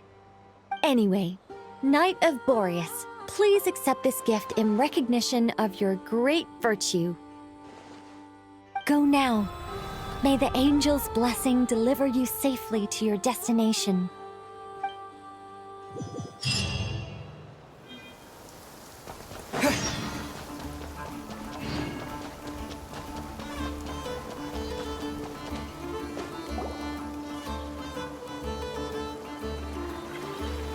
Ah, you're here. Sandrone! How are things going? Glad you asked. You two are about to become the first people to lay eyes upon my masterpiece. Or should that be the first person and the first, specter? Hey! Whatever. Come, feast your eyes on this. Wow! We've never seen something like this before! This meter displays the progress of my formula. Currently, it's still making the most important connections. Once it's finished running, I'll deliver it right to your side. And then, we can finally bring Columbina back. What do you mean, deliver it? Can't you just tell us over the Dodo communication device? It'll just be some numbers, right? Ugh, you're such a greenhorn. This isn't the kind of formula you solve in math class. It's a highly complex algorithm capable of constructing a framework of rules. Ugh, whatever. We'll be here all day if I start trying to explain it. All you need to know is the formula must be completed before we can bring Columbina back. I'll share the data with you. Nicole's agreed to let me use her information channel, so we just need to use the Dodo communication device like so, and... there. Now you can check in on my progress. Wow! Look at that! You're amazing, Sandrone! About time you recognized my genius. Took you long enough. Anyway, that's all for me. You should check on the others if you have time. Make sure we don't have any weak links in the chain. That might sound harsh to you, but close supervision is a common practice in the Fatui. Not looking to catch anyone out. I just care about everything going smoothly. That's all. I'm kinda stuck here while the formula's running, so I need you to be my second pair of eyes in the meantime.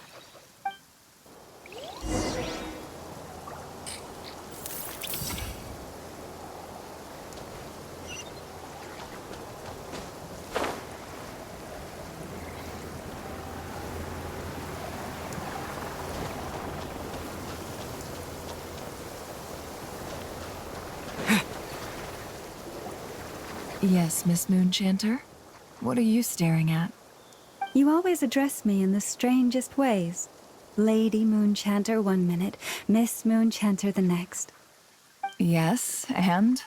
Are either of those incorrect? Not as such. It's just that I simply call you Nefer nowadays. Uh-huh. That's my name. What's your point? The point is I don't add any honorifics or titles. Meaning what? That maybe we're on friendlier terms now than we used to be.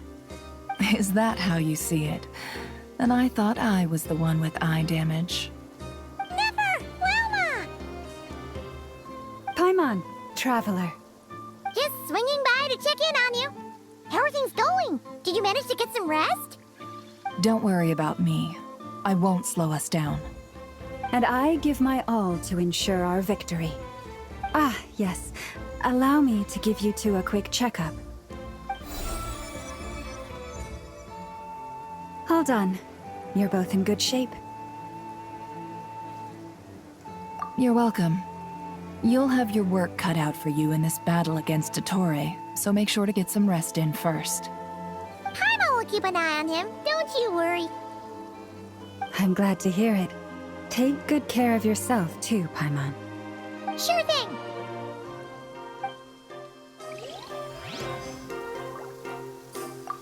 Don't worry about me. And I give my all to ensure our victory.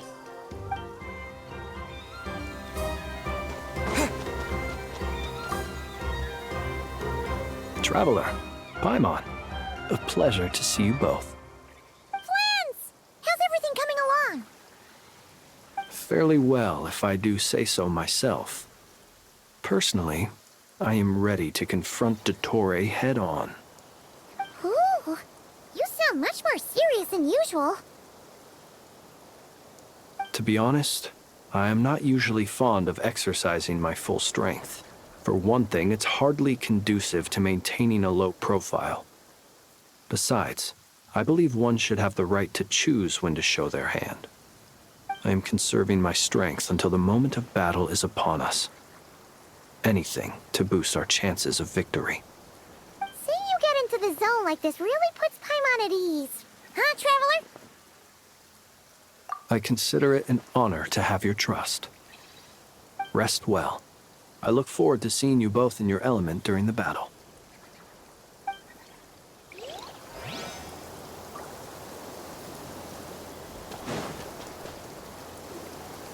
Thankfully, Miss Nicole has come to our aid. Nasha Town is now looking very well defended. Golden Flame. Yes, that's Nicole's power, all right. Based on the latest message from Grandmaster Varka, it sounds like they've reached an agreement. The situation should be more stable with her assistance. Everyone will have at least some degree of protection. Albedo! Durin! Hello there, you two. Are you well rested? That's good to hear. As per the plan, Albedo and I will be in charge of Nasha Town. As Dottore's energy field expands, it's creeping ever closer in that direction. But we will do our best to hold our position. We fought side by side many times before, and always with great success. I believe this time will be no different. So don't worry about us. Focus on fighting Dottore.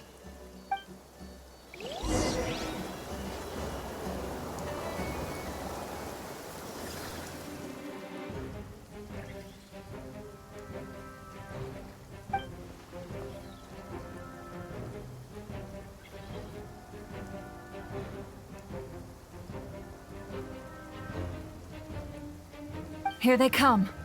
That's quite a horde. As we expected. Get ready, everyone.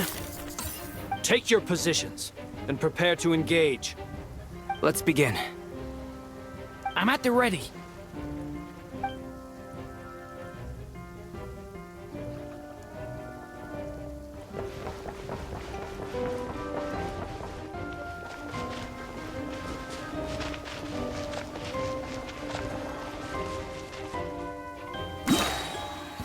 What a waste of time! Your skull!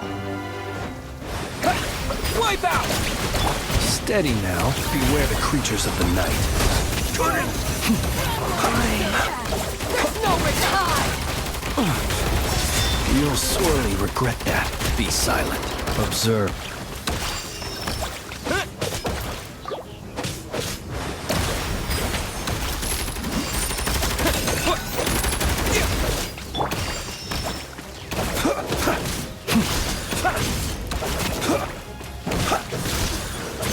Observe.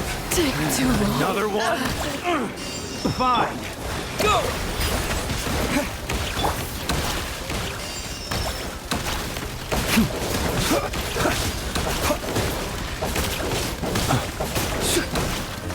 Be silent. Ready with your name on it. You're pretty...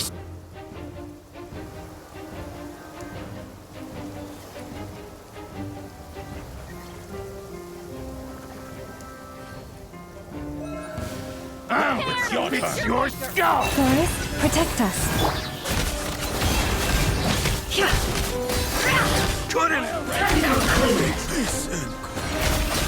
These creatures cannot stand against us. No more fighting talk. Just don't let your guard down. That goes without saying. I'm hardly the risk.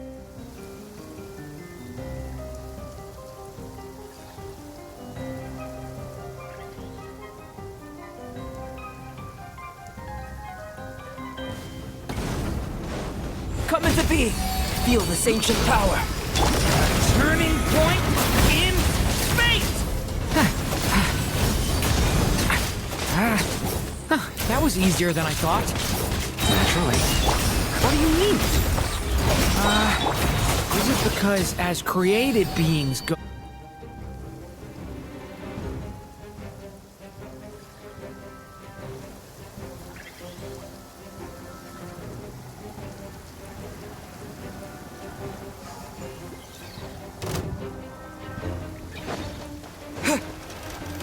Water jet! Yeah! You poor lost lamb. By the frost moon of... It all adds up. The mystery unravels. People have always used fire to drive away wild beasts. Wouldn't a lantern work just as well? You read my mind, my dear friend. I was just...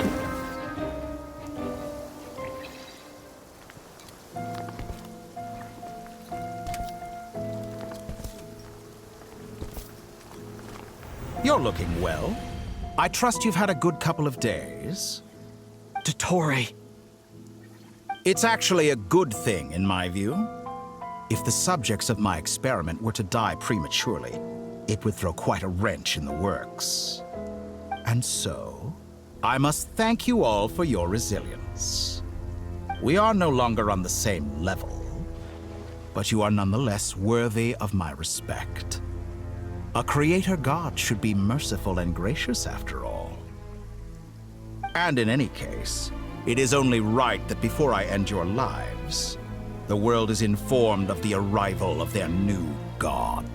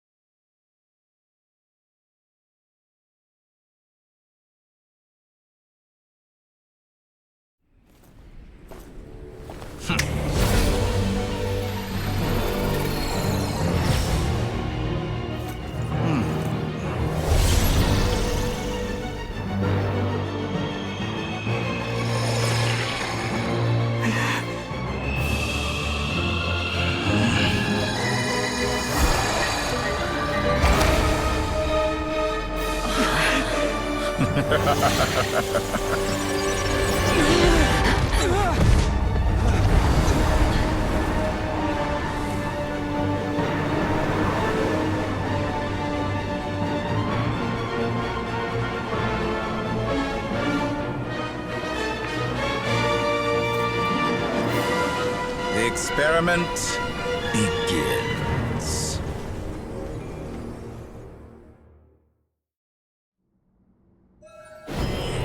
With the marrow of the three moons in my hand, behold the false moons fall!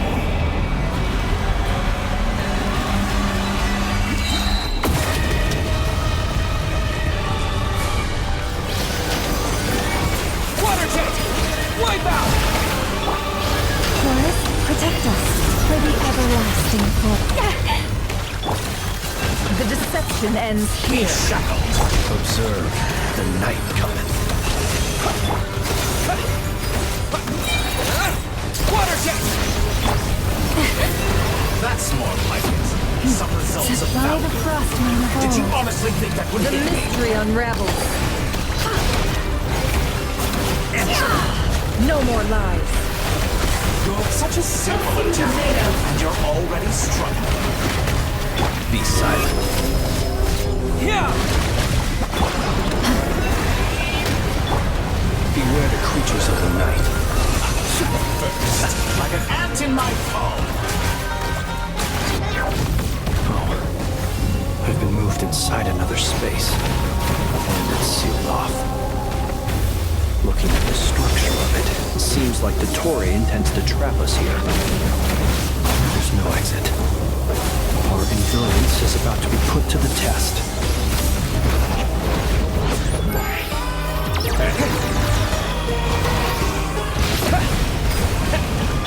Leave this place. Go! It all adds up. It all falls into place. You poor lost lamb. With one heart, we pray.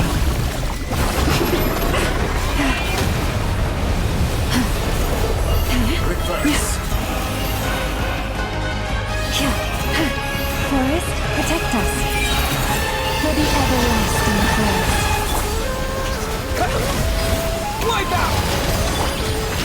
the truth? Leave this place. Did you honestly think that would hit me? With the marrow of the three moons in my hand, behold the false moons fall!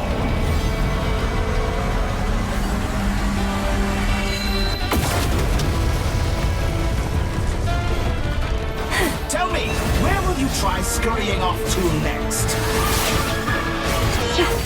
Looks like Dottore has opted for a divide and conquer strategy. But we will not allow him to triumph. Now, I shall pray for our victory.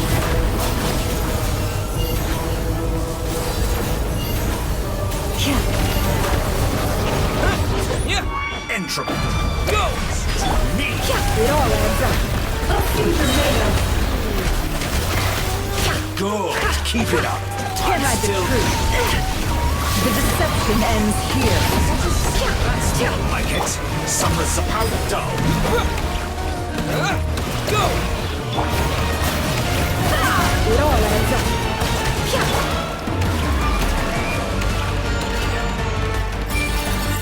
Moon's remnants fall. Go!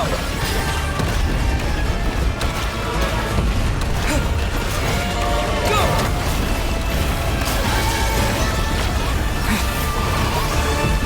Go! Yeah! Entropy. Can't hide the truth.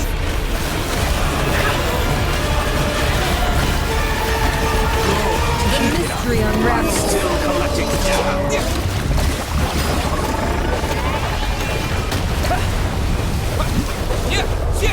Be annihilated, that which cannot stand against me.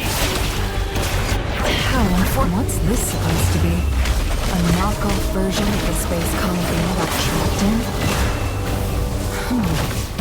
There really is no way out. We'll see about that, Dottore.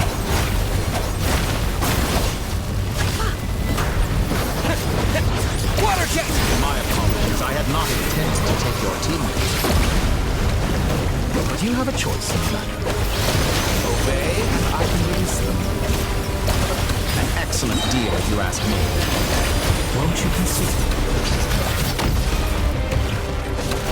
Water jet! Be shackled!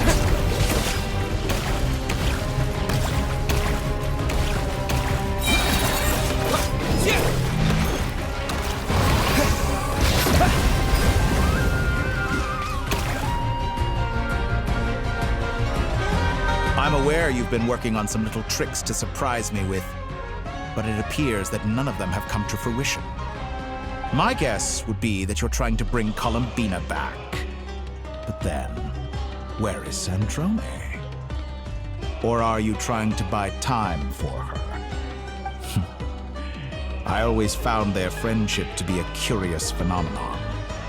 Two highly incongruent personalities, and yet they share a deep connection. Speaking of Columbina, I once saw her as like a younger sister. We got along quite amicably while she was with the VIII. But then one day she suddenly decided she would refuse to take part in any further experiments. To this day, I truly don't understand what I could have done to upset her so much. It's such a pity. I could have had a sister, a family.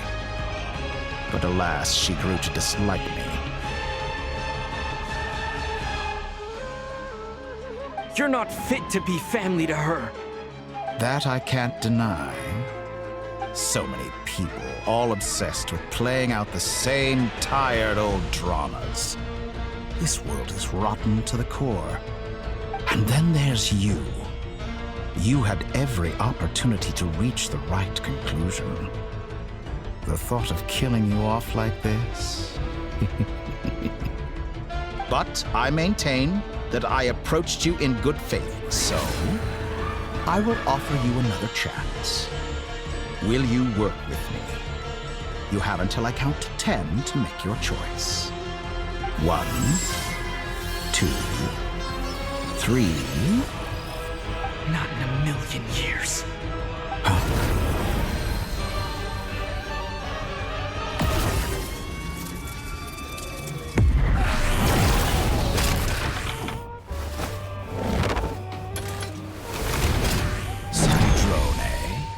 What a pleasant surprise. I didn't think you'd join us all the way up here. You're as sick and twisted as ever. Don't fool yourself into thinking anyone's grateful for the chances you're offering them. Sandrone? But the formula hasn't finished running yet. Funnily enough, I was just discussing a collaboration opportunity with the Traveler, and then I see you, who I must say is a good example of an opportunity gone to waste. Gone to waste? I said that everyone would get one chance, and you've used yours to march right back into the lion's den. So yes, it's an utterly wasted opportunity. And what makes you think I believe a word that comes out of your mouth? I was planning on disposing of your little formula after wrapping up more urgent business here. But since you've taken the trouble of serving it to me on a silver platter, I can simply bring it forward in the schedule.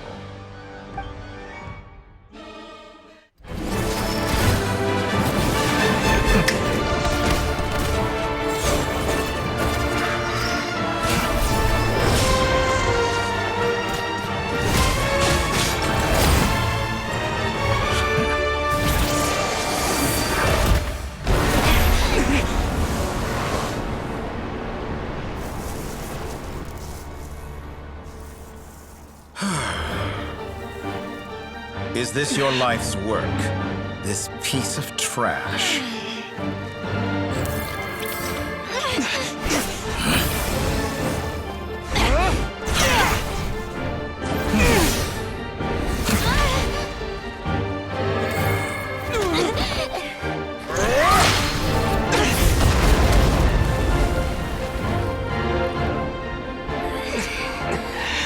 Your formula runs too slowly, Sandrone. You put your hope for success on others instead of fighting dirty. That is why you have failed. Now, whom should I slay first? Any volunteers? No one? How nice of you to leave the decision to me.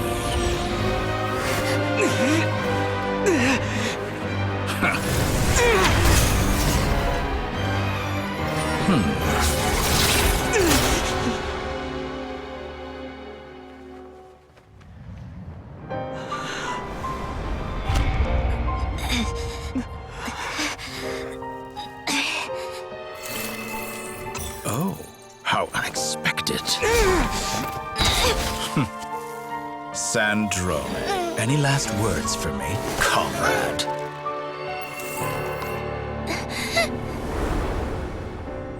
Is there anything you wish for? Not really. But I've always known what I don't want. Go to hell, Dottore.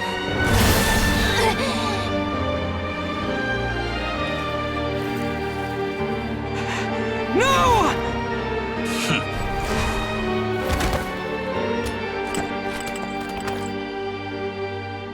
And now, you have failed.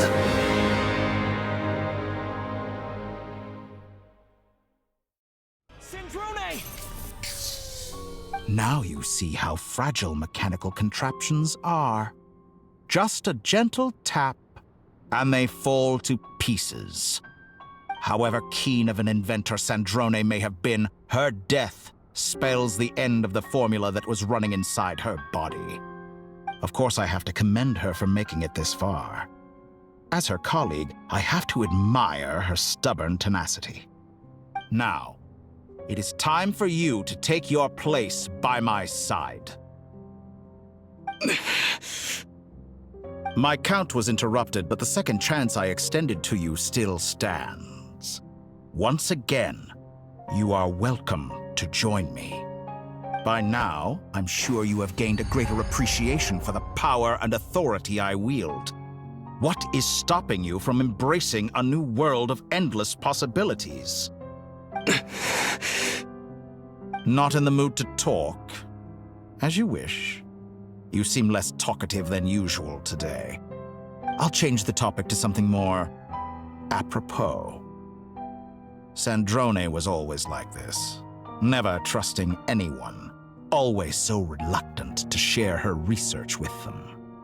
Objectively speaking, she had her strengths. It is remarkable how she extracted and even optimized the world formula from so much data. But her inability to trust was her undoing.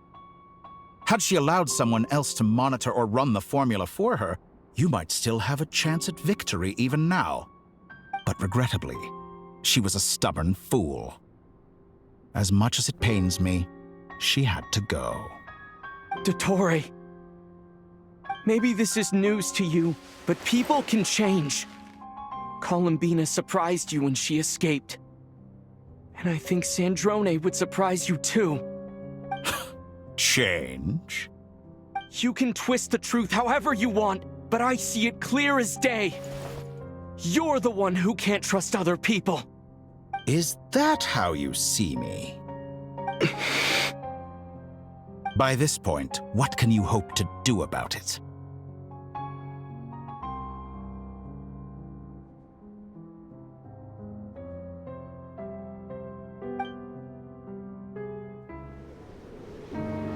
It is pointless to fight on. You've already lost.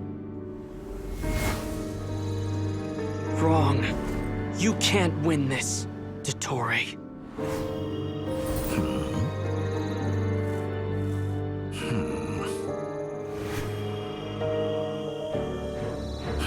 What?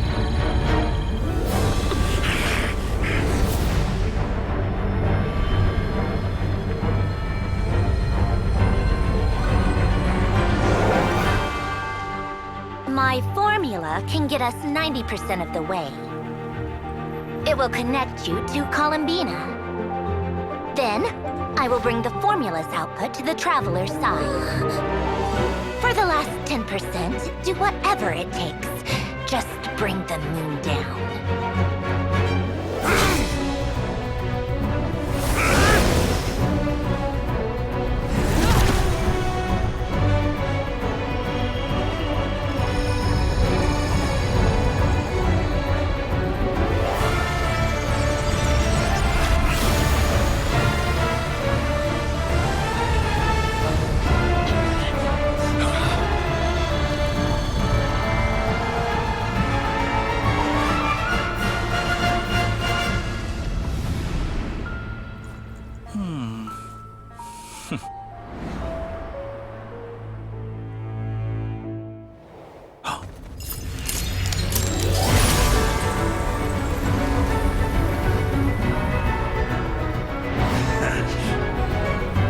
The moon will never be yours!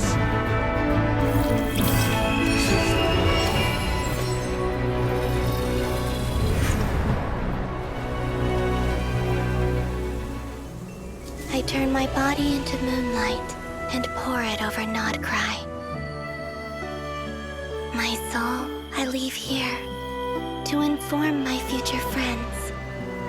Lastly, I will hide the Trilune Authority within the Frost Moon. And when my body, soul, and authority are reunited, finally... Columbina!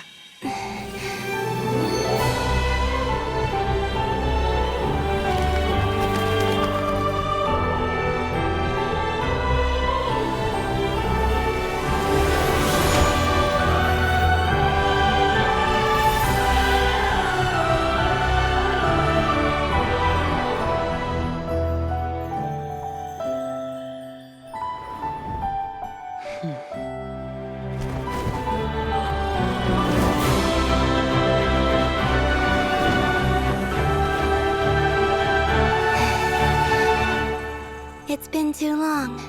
I'm back.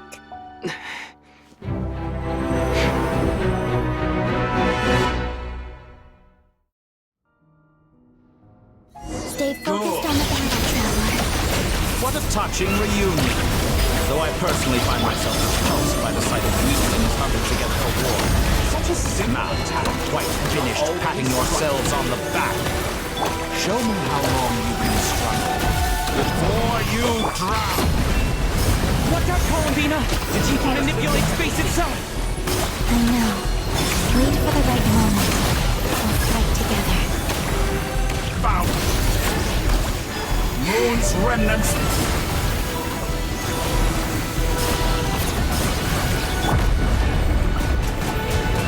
Entropy!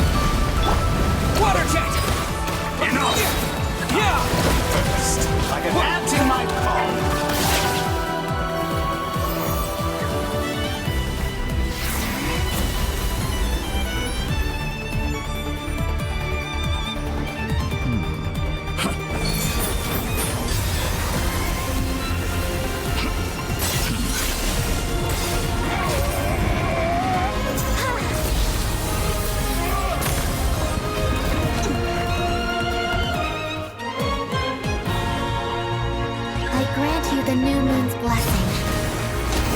The new moon shines upon you. I am growing weary of... It's over, Dottore!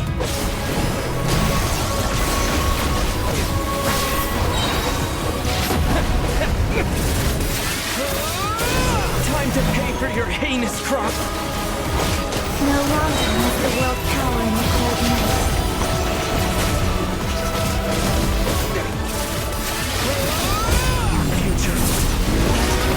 The moonlight dispelled the darkness.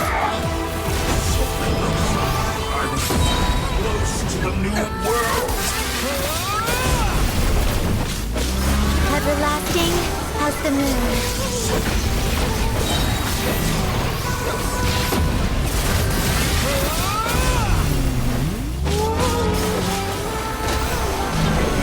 I could have shaped the new world. Only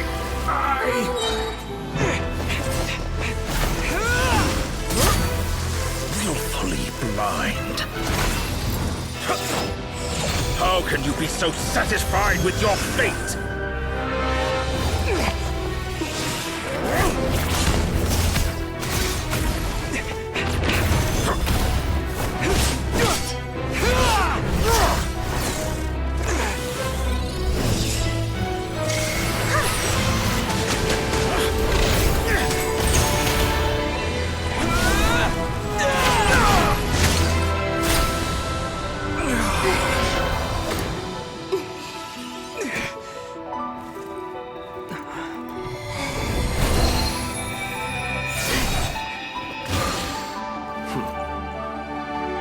This battle was never about fate. It's about friends, family, and the home you stole from them. So dull. Only the weak rely on each other for comfort. You shall see. Once I transcend fate, you will be nothing but fodder for my grand experiment! That will never happen.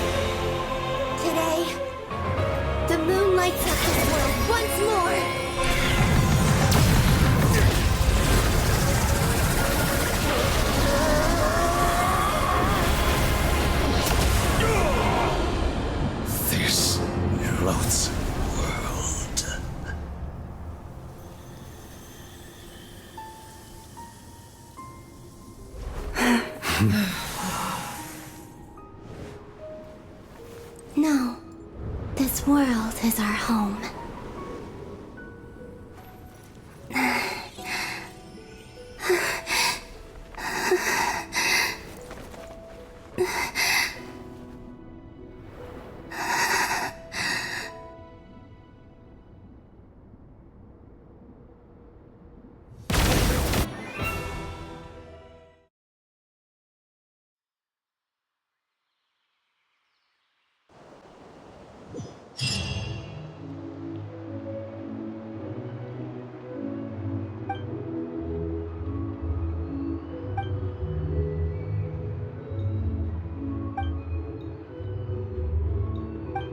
No, you're doing it wrong. The moon looks like this now. What are you trying, children? The new moon, Mom! It looks different than before, doesn't it? Also... Can I go buy a sugar sculpture today? Please? Just one? All right. I suppose today is a special day after all. Almost like a festival. Extra, extra! Get the latest Nasha Express here! Post-disaster report! Nasha Town reborn beneath a new moon!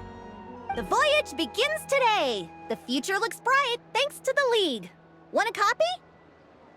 I knew things would be different, but I didn't think that would include the moon. They say a new moon goddess has been born. A new moon goddess? Who's saying that? The Frost Moon Scions? I guess so. I'm not too clued up on the details. As far as I'm concerned, the moon's still in the sky and it's business as usual. Hey, since we've come all this way, shall we grab ourselves a free meal while we're here? Are you a convert now? Or are you just here for the free lunch? Oh, come on. What does it matter? After everything we've all just been through? That smells good. All right, that's it. I'm hungry. Time to eat. Come on! We gotta get there early, or there won't be any good spots left! Shh, keep it down. This is a residential area. What if people are still sleeping?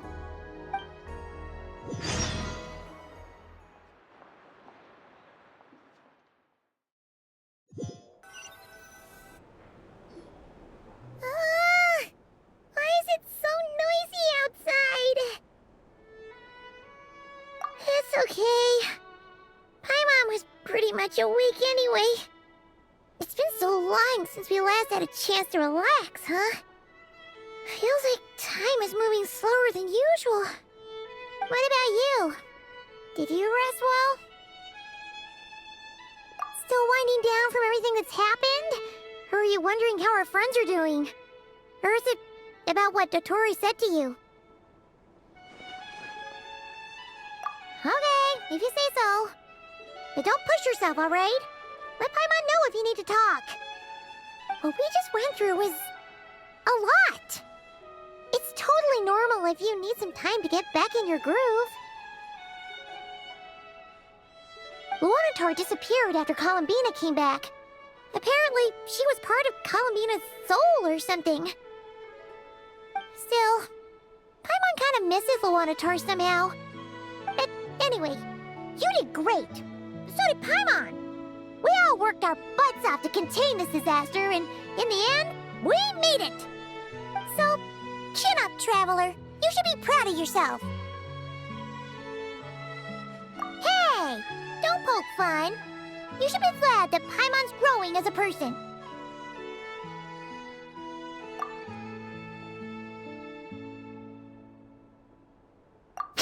Paimon didn't think you'd mention it. You have no idea how anxious Paimon was. She was worried sick about you. Well, if you really want to show Paimon you're sorry, you're gonna need to make it up to her. You better be ready to splash out on a lavish meal.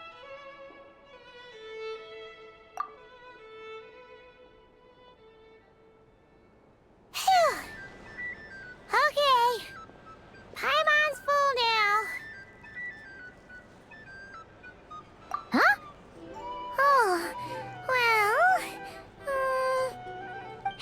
Traveler and Paimon. Good morning. Morning, Yehuda. Here for some breakfast?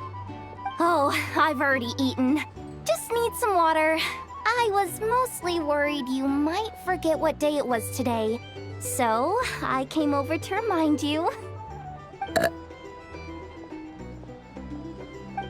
Careful there, Paimon. Too much food will make you drowsy. Don't let anyone catch you hiding at the back and nodding off during the League meeting. You should probably be saying that to Aino.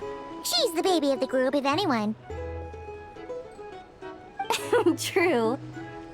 You know, I'm surprised that all these competing groups are actually coming together to try to solve things together. Definitely a first for Nodcry.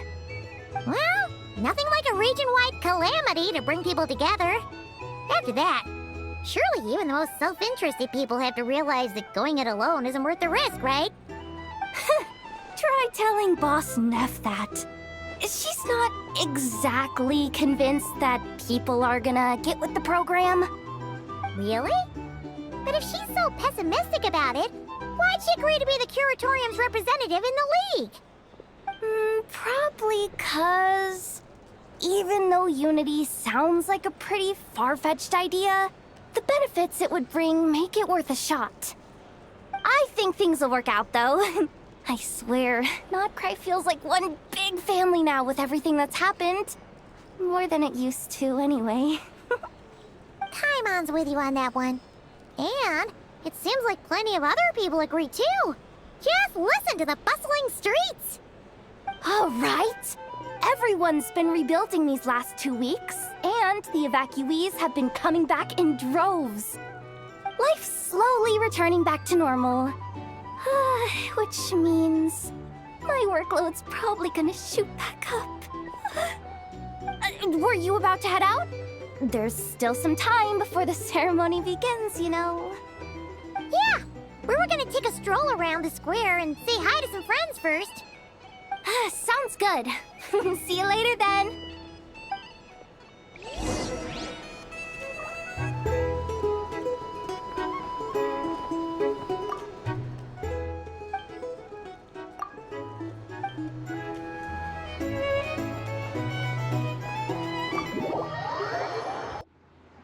Please accept today's boon. Have a nice day. Are Paimon's eyes deceiving her? Or is that Inefa handing out food for the Frost Moon Scions? Hello there. Would you like a feast of the moon, along with some snacks of the day? So, what's new, Inefa? It was only a few days ago when we last saw you, but it looks like you've joined the Frost Moon Scions in that time.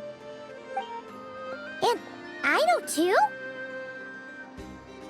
What are you talking about, Paimon? We're just here to help. Duh.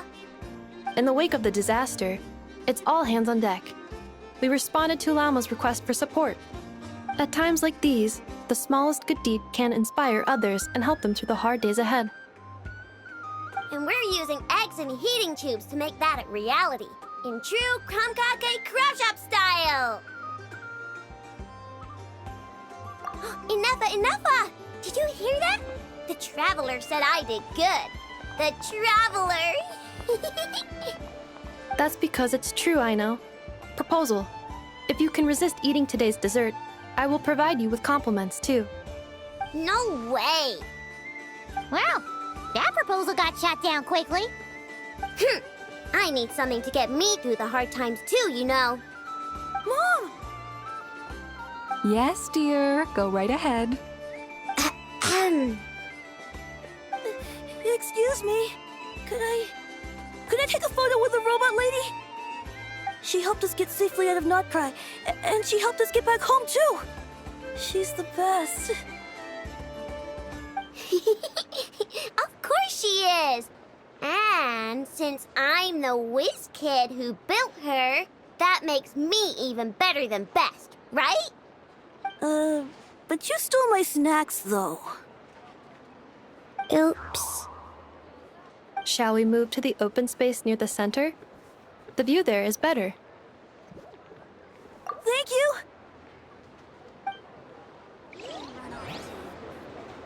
Aren't you the better pick for this job, Flint? You underestimate yourself yet again, Master Ilua. Not at all. I rarely come by Nasha Town. I don't know any of the big shots here. All in good time. Socializing is a step-by-step journey. But you're much further ahead on that road, aren't you? You're not seeing the full picture. You know the truth now. My friends do not understand my habits. There is no question about it. The Lightkeepers need a representative in the League. Someone who is upright, cares about other people, and can realize their self-worth through group action. You say it like you wouldn't make the cut. I am most flattered that you think I would. Sigh a little less, Master Ilua, and have more faith in yourself. All the Lightkeepers agree that you're a very promising young man. That is precisely why Starshina Nikita felt safe delegating such important work to you. I'm sure we all also agree that we would sooner die of dehydration than manage to wrangle anything out of you in a discussion. My apologies. I am not in the habit of bringing water with me when I go out. Whatever. I'll take the job. By the way, who else is part of this?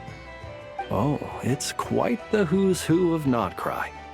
There's the Moon Chanter of the Frostmoon Scions, the boss of the Curatorium of Secrets, a representative of the Voynich Guild, and even someone from the adorable Krumkake craft shop.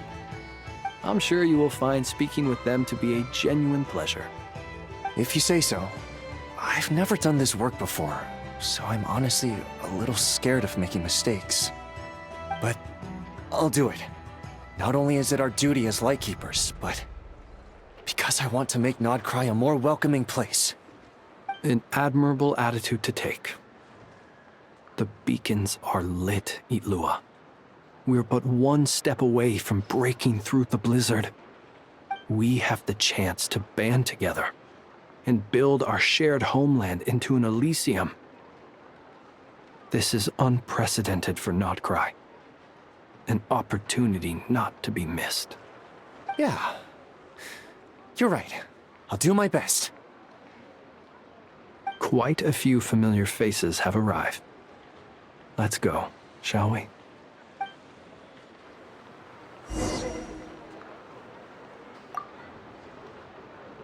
You look so cool when you fly, Miss Robot, and when you use your spear, too!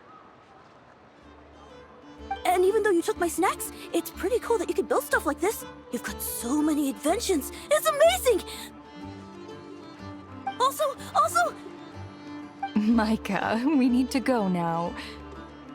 1 second! Please take this Feast of the Moon, as well as some snacks. Share them with your mother and your lovely family.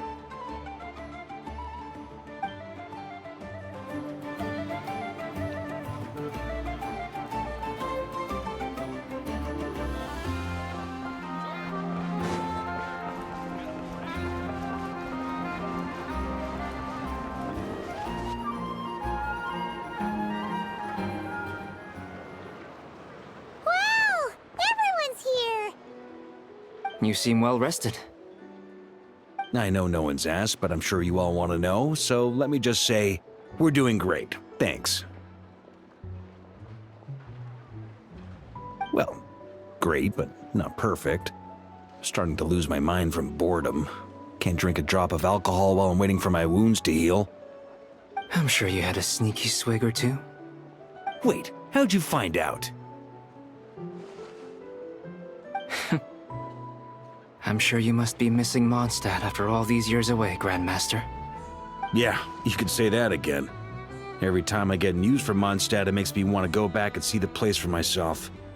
Honestly, once things are wrapped up here, I think it'll be time to head back home.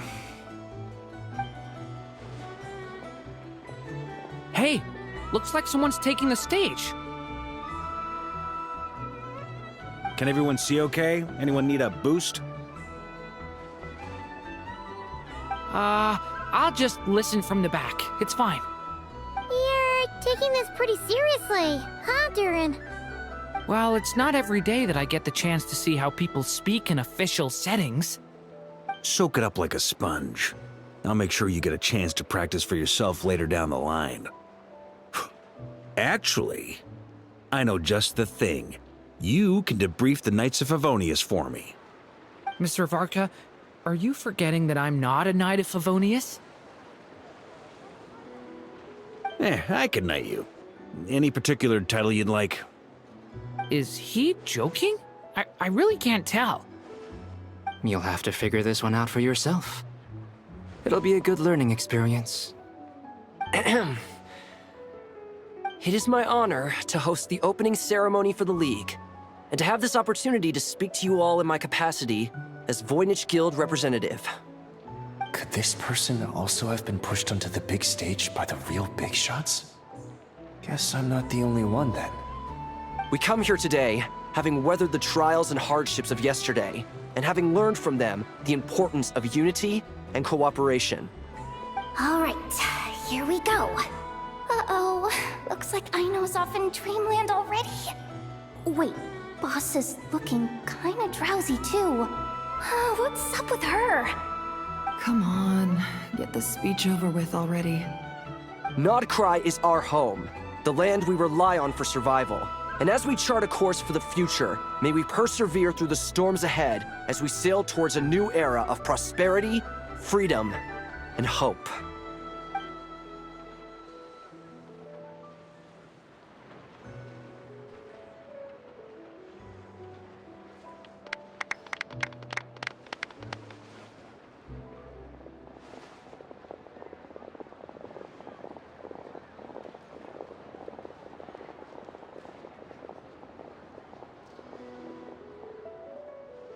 Looks like we'll have more opportunities to travel in the future. I'm sure you'll cope, Lady Moonchanter, given how fleet of foot you are. Unfortunately, I suspect I'll be too busy at the Curatorium to act as your host. We have a busy schedule, not to mention an international network of contacts to manage. It'll be all right. I'll just check your schedule with Yehoda well in advance. And if she's not available, I can simply ask Ashru.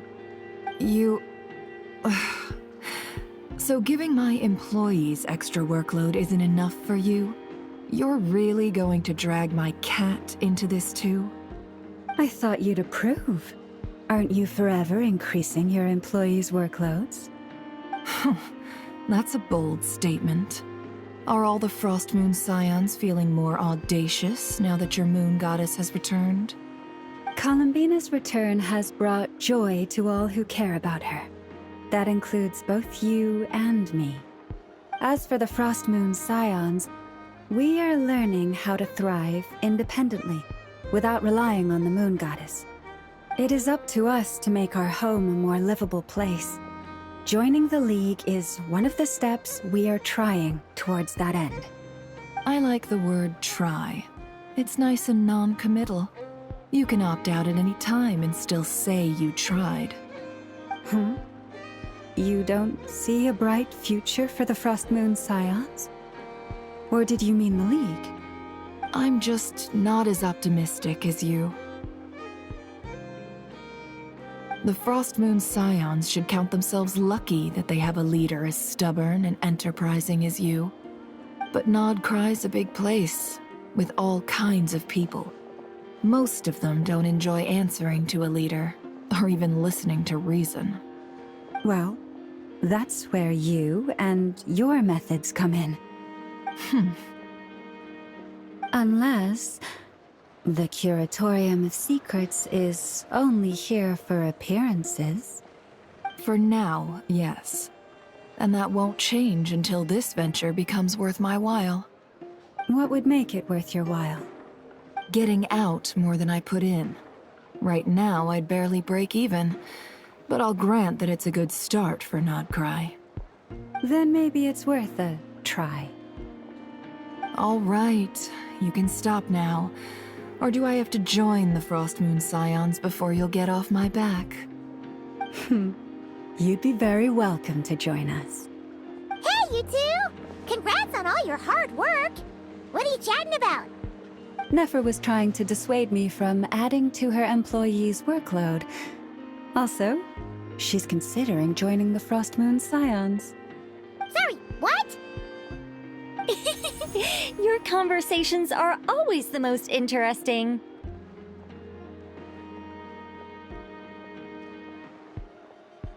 Would you two care to join me for some tea before heading to your next destination?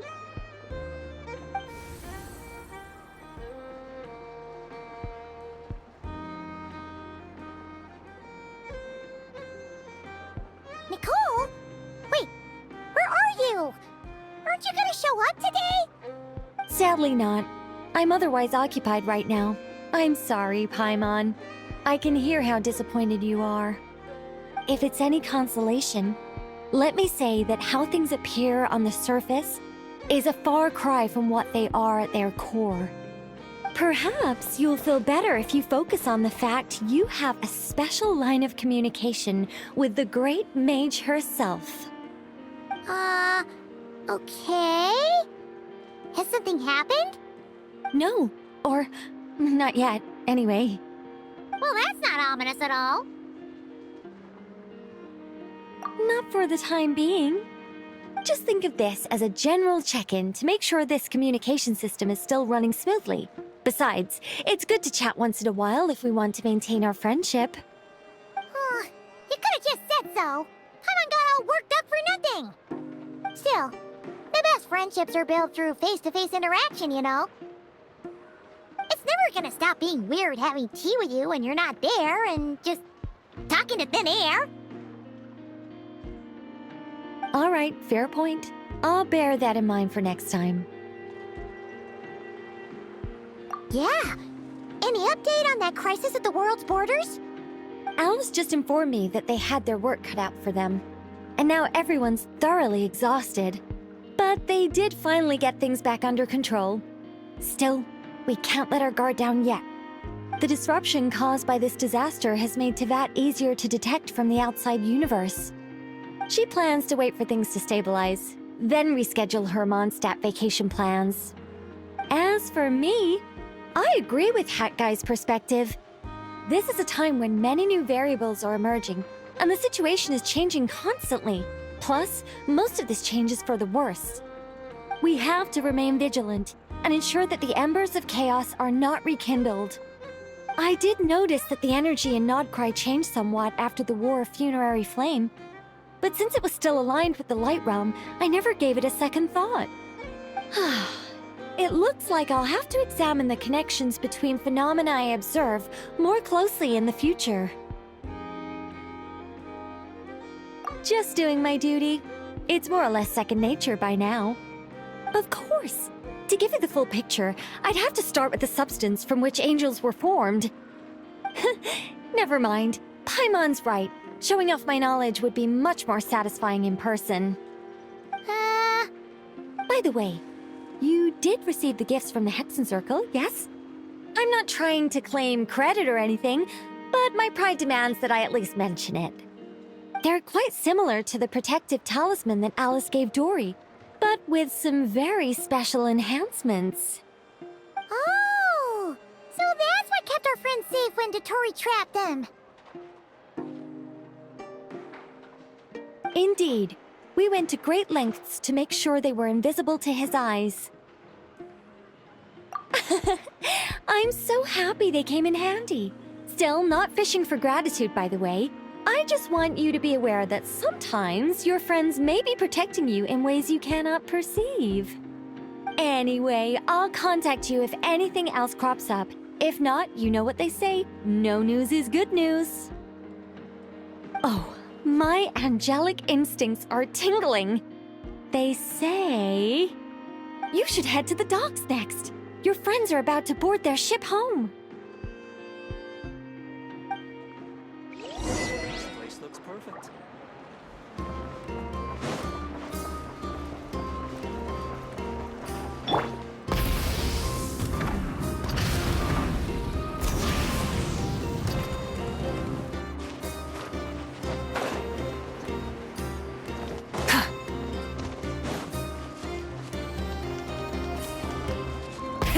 Rev the engines!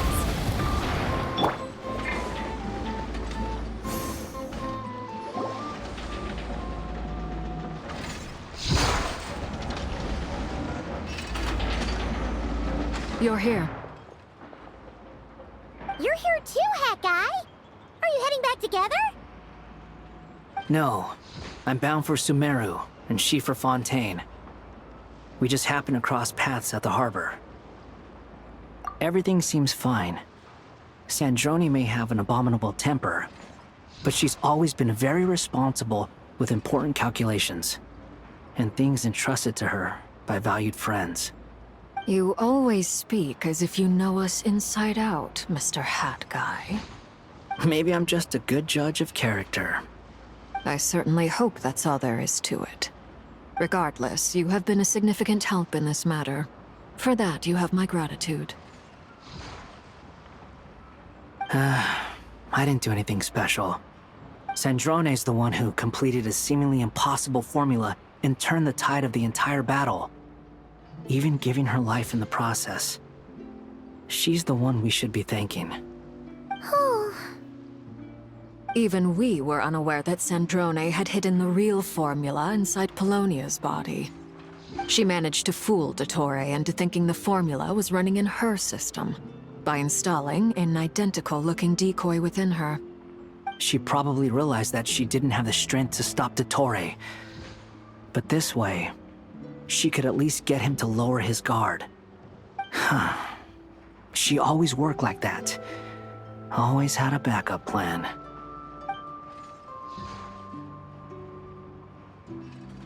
Well, that's why I'm traveling to Fontaine. She made a request of me long ago, and the time has come to fulfill it. Think of it as her will.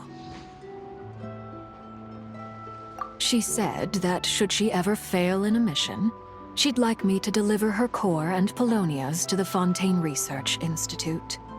She also mentioned that she had made arrangements for people there to set her affairs in order.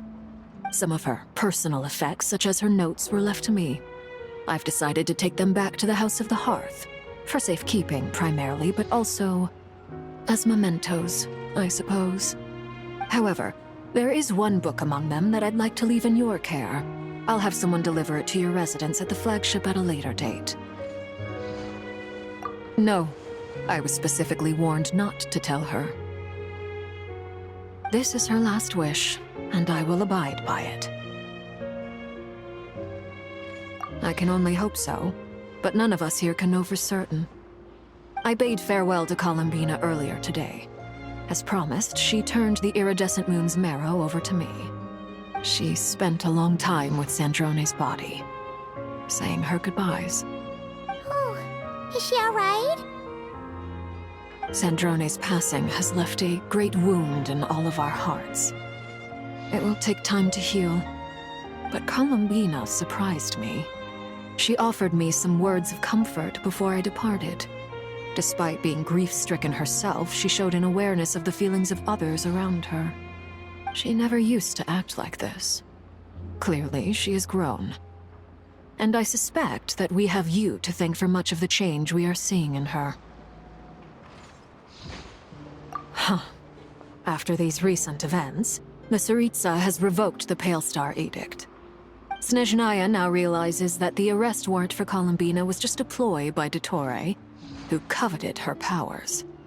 I shall return to Nodcry to see her as soon as I find the time. I hope that from now on, she too will explore more of the world. Columbina Hyposelenia's journey is only beginning. My ship is here.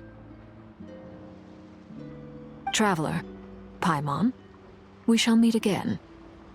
You too, Hat Guy. What are you still bumming around for? Isn't Columbina waiting for you? I thought today was the day you'd agree with her to go find out the truth about your sibling. You're afraid you won't like the truth when you see it. Well, this is new. I was starting to think that nothing could scare you. Don't say that! Wouldn't you be if you were in this situation? Fair point. but I'd say I have more experience facing up to unpleasant truths than the Traveler. They say blood's thicker than water. I know how much you need your family back. More than you need any of your friends. And I'm sure that all your real friends understand that too.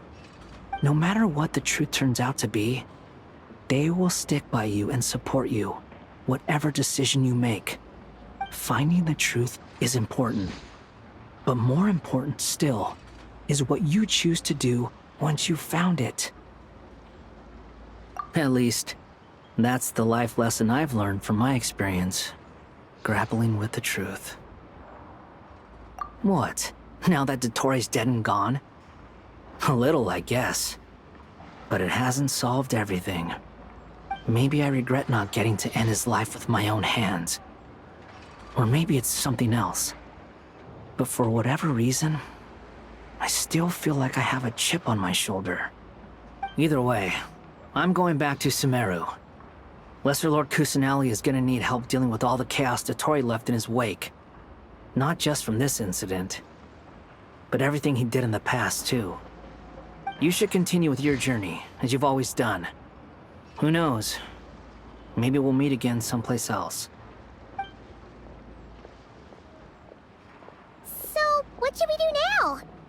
If you want to explore a bit more to steady those nerves, Paimon's game! After all, when Columbina said she knew where your ship was hidden, Paimon promised to give you two some alone time with the truth.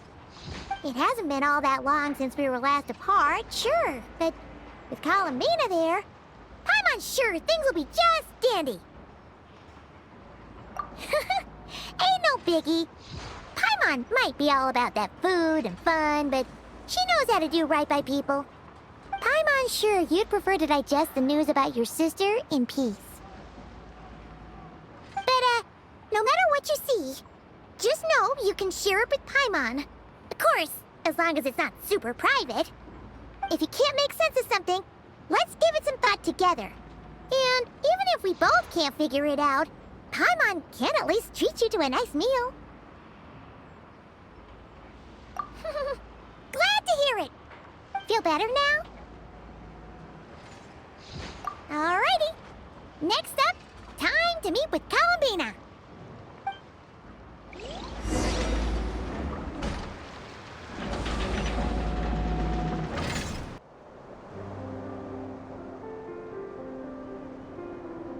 Columbina, we're here! Can't quite believe we're meeting out here. We've gotten used to walking over to Silver Moon Hall whenever we go see you. Well, you're still welcome to go there whenever you want to see me. It's just, now that it's all over, I've decided to make some changes. Try and fit in with the Frost Moon Scions, like Lama suggested.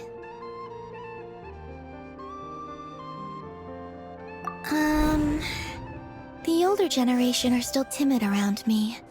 They don't dare get too close, and they bow their heads when I walk by.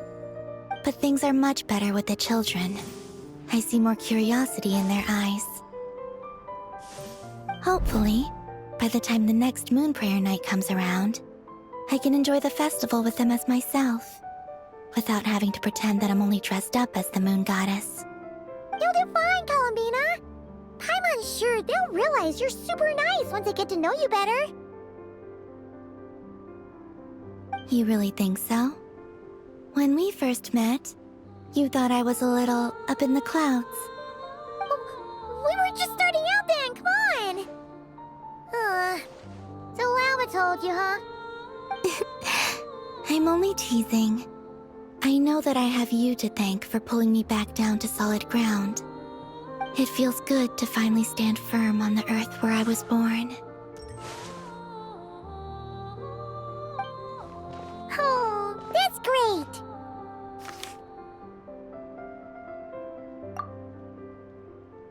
Thank you.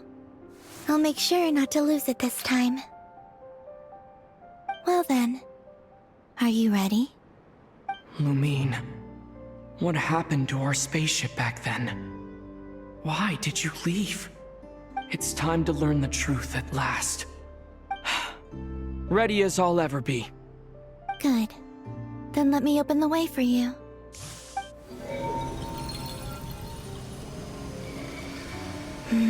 Where does this lead? To our shared destination. Huh? Do you remember me telling you about my missing prologue back when we just met? I said that my story began on the moon. But while I was inside the moon's reflection, I realized that my prologue was really hidden in the future. I just had yet to discover it at that point. The story of the time before I was born was in fact the story of my distant future. It's truly fascinating.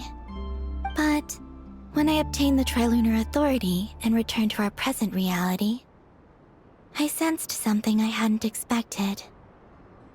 Your prologue. So you mean... Yes, your spaceship. All this time, it has been hidden on the Frost Moon, which lay beyond the sky. The great ruler of the firmament. The heavenly principles. Wait, them? Why would they do that? I don't know. Perhaps your ship contains something that is incompatible with Tevat. Or something that cannot be known. Oh, did I pick a bad time to say this? I know it must have been hard to work up the courage to do this. Maybe I should have waited until you were on the moon, with no chance to back out. That would have been kind of mean, you know.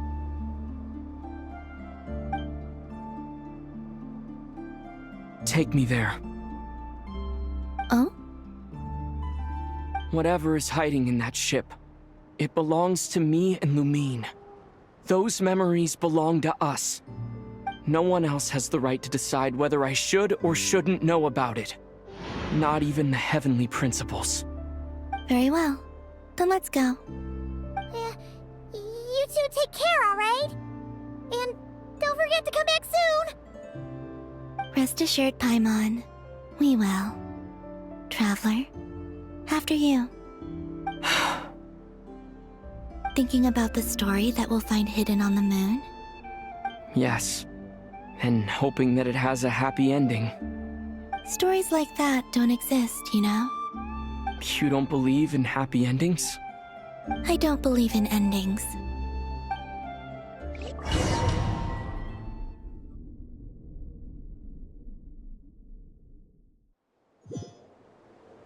Where am I? This is the pathway I built between Tevat and the Frost Moon. The moon is very far away from us, so it could be a long journey.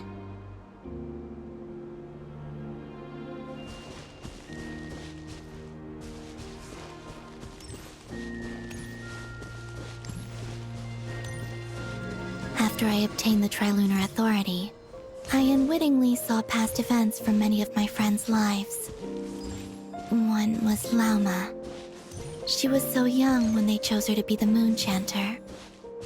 From then on, the Frost Moon Scions looked to her to bring messages from their goddess. But, for better or worse, I had left Hisi Island before she was ever born. It was not until much, much later that she met me. I think it's for the best. Because of the way things turned out, you had the opportunity to become friends. You're right. In that sense, I think we were both very lucky.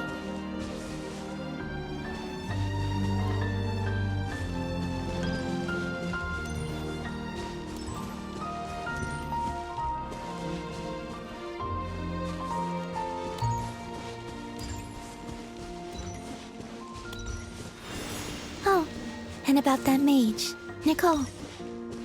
I only recently learned that she has lived in Tevat since the time of the Three Moon Sisters. The Moon Goddesses always had a good relationship with the angels. I suppose our friendship continues that tradition.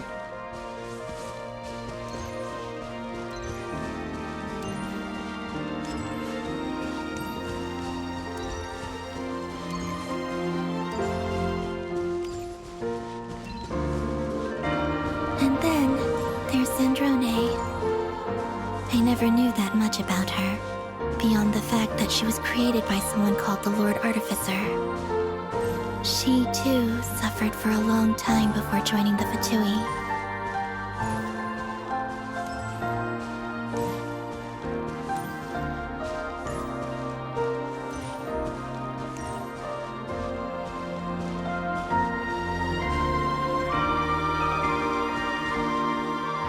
How I wish I could talk to her again, even if only to hear her say nasty things to me.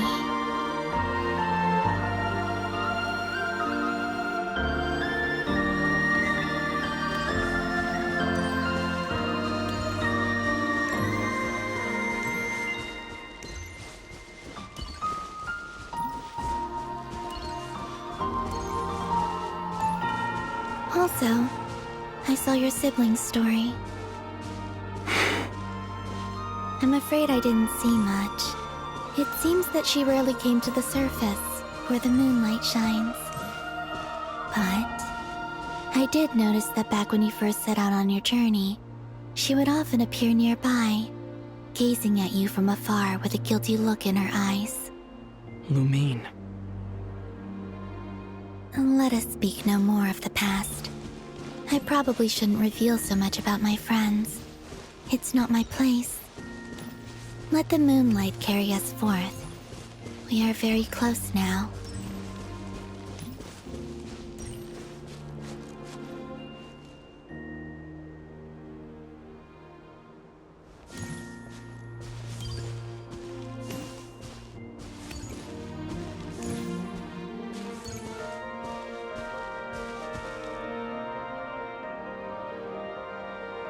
After this, I'd like to bring some kuhenki to the moon as well.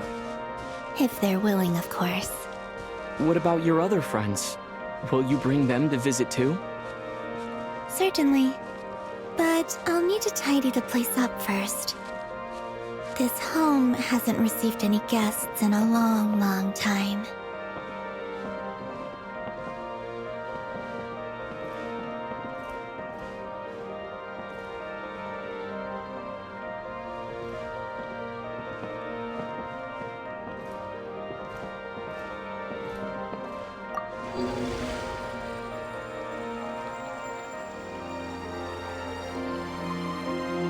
I remember writing something similar with you on Moon Prayer Night.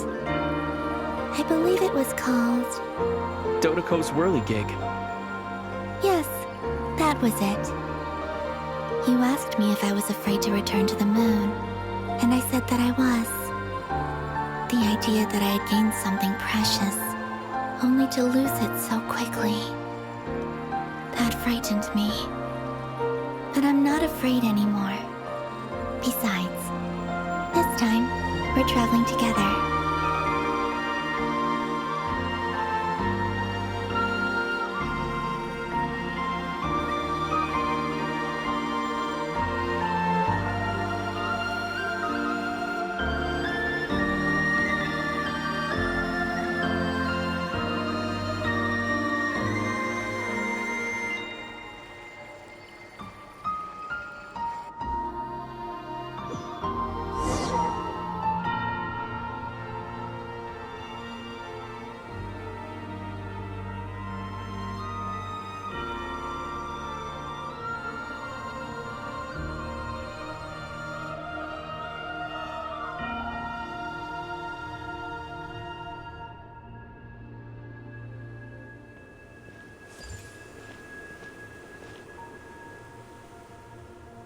We're here.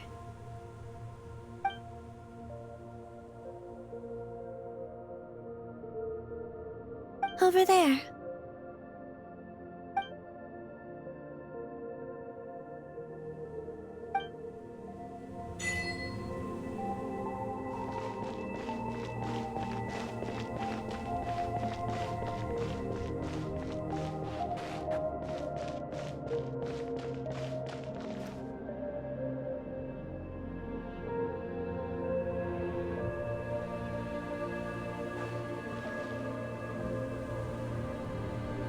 Our spaceship.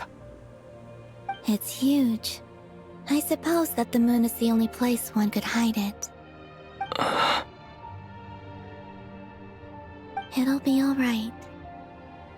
Huh? The way you feel in this moment, I went through it too, on Moon Prayer Night. The door was right in front of me, but I struggled to find the courage to step through. Solitude for me once meant living a life in which even I was absent.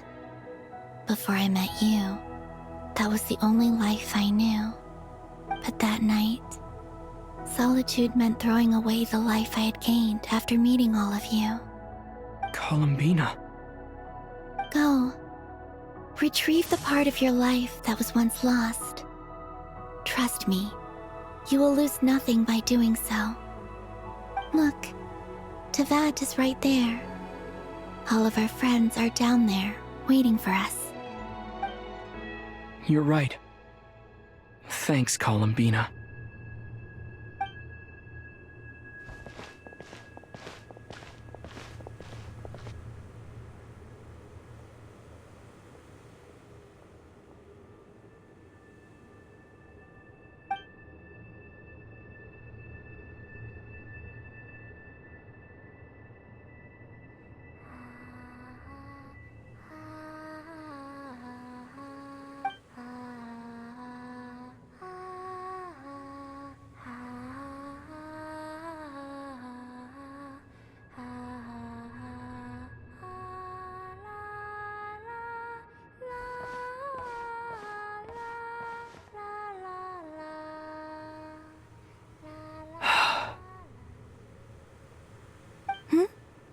Finished?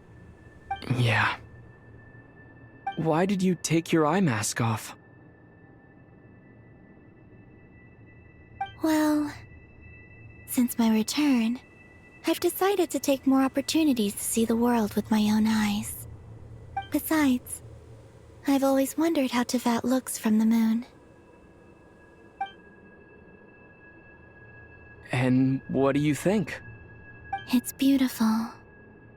I could spend a whole day here just gazing at it. What about you? What do you think of the truth you found? I haven't looked at another person's expression in a long time, but I think yours is saying it was neither good nor bad.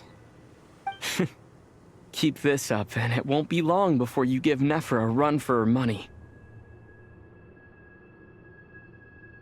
Oh, I don't think that's going to happen. I'm much more used to sensing what's going on around me with Kuvaki. I think I'll save my eyes for seeing special moments I really want to remember. I read the spaceship's flight logs. I always assumed that this was my first time in Tevat. I thought that Lumine and I must have been hibernating in space for centuries on end. But the logs show that our spaceship flew over the skies of Tevat once before. A long, long time ago. Flew over? So you didn't land? No, the ship barely came to a stop before flying on again. After that, it continued traveling through space for a long time. Some of the data is corrupted, but I suspect that it kept flying for thousands of years. It was only after that that the ship made a forced landing in Nodcry. When Lumine found me, she came from outside the ship. Could this mean that she left the ship long before I did? Maybe even during our first pass over Tevat. Are you alright? Yes, I can feel that the truth is coming together, one small piece at a time. I remember Lumine telling me that when she first arrived in Conria, she could not recall the past. So this might be something that even she doesn't know. Here, I made some space for you. Your mind must be racing, and this seems like the perfect place to relax and clear your head. Oh, wait, there's one more thing. What is it? Wait here a moment.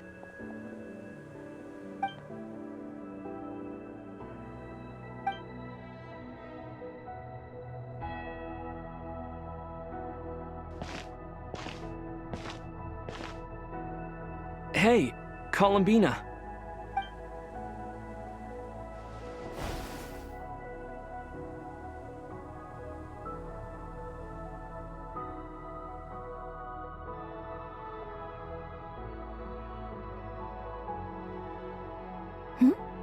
Is that a new outfit? An old one, technically. It's been in a cabinet inside the ship this whole time. It's a matching pair with Lumine's.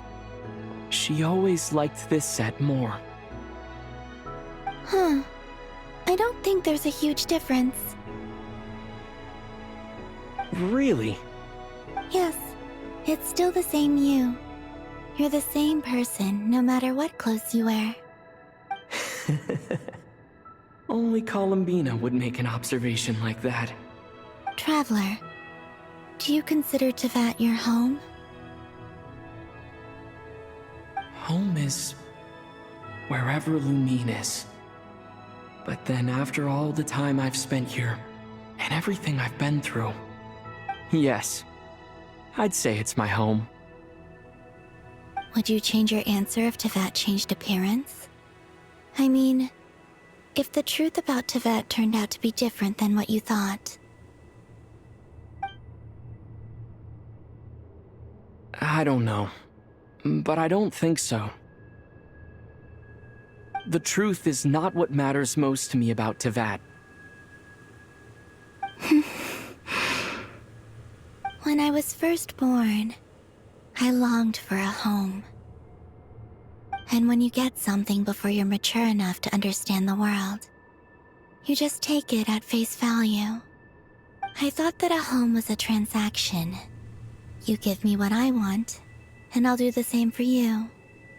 But you and your friends taught me what a true home should look like.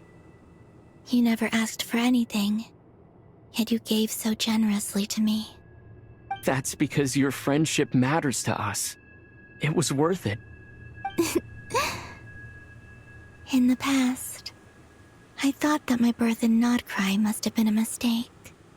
But after journeying to the distant past where the story began, I realized that it was I who chose Nodcry to be my future home.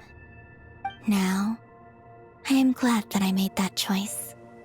I'm sure your friends are just as glad. In fact, I intend to make the same choice today as I did back then. What do you mean? Well, I've given the Eternal Moon's marrow to Lauma, and the Iridescent Moon's marrow to Arlecchino. And now, I shall return my Kuvaki to Nodcry again, that it may continue to protect my chosen home. Wait, but what about your body? Oh, are you worried that I'll disappear again? I won't. Not this time. The Frost Moon has now entered the fall sky, and I am the Tri-Lune Goddess. I am only returning to Nodcry the part of me that it needs. I am giving what I can, because my home is worth it. Oh, and I have something for you, too. For me? Yes. Come closer.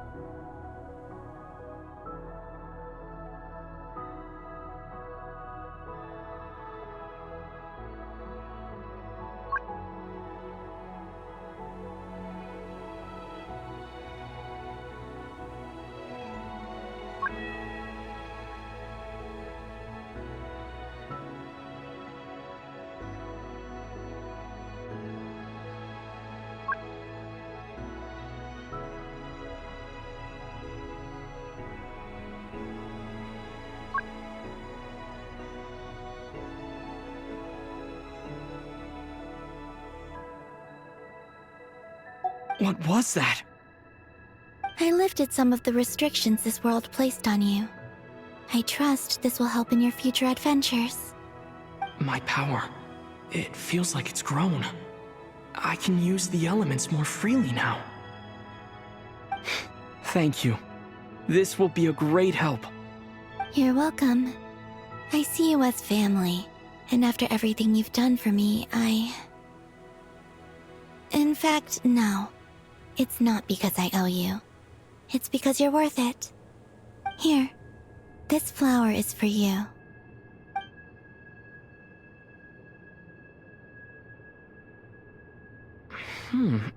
Isn't this a moon prayer blossom? Yes. Don't worry. You will never see these flowers lose their color again. I'm finally discovering the joy of giving. How I wish I'd learned this sooner. Hey, better late than never.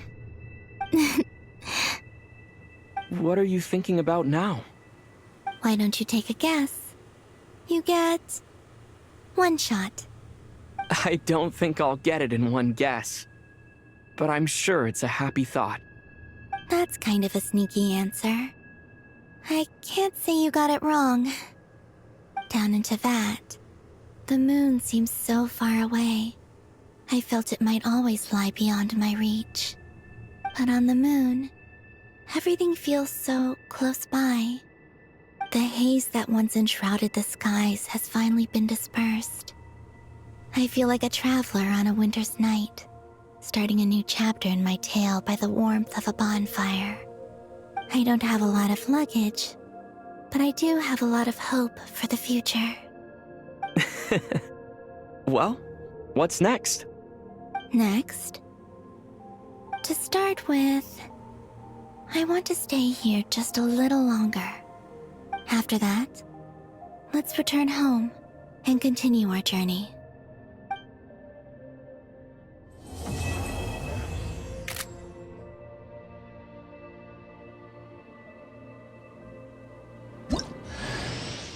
These clothes bring back so many memories.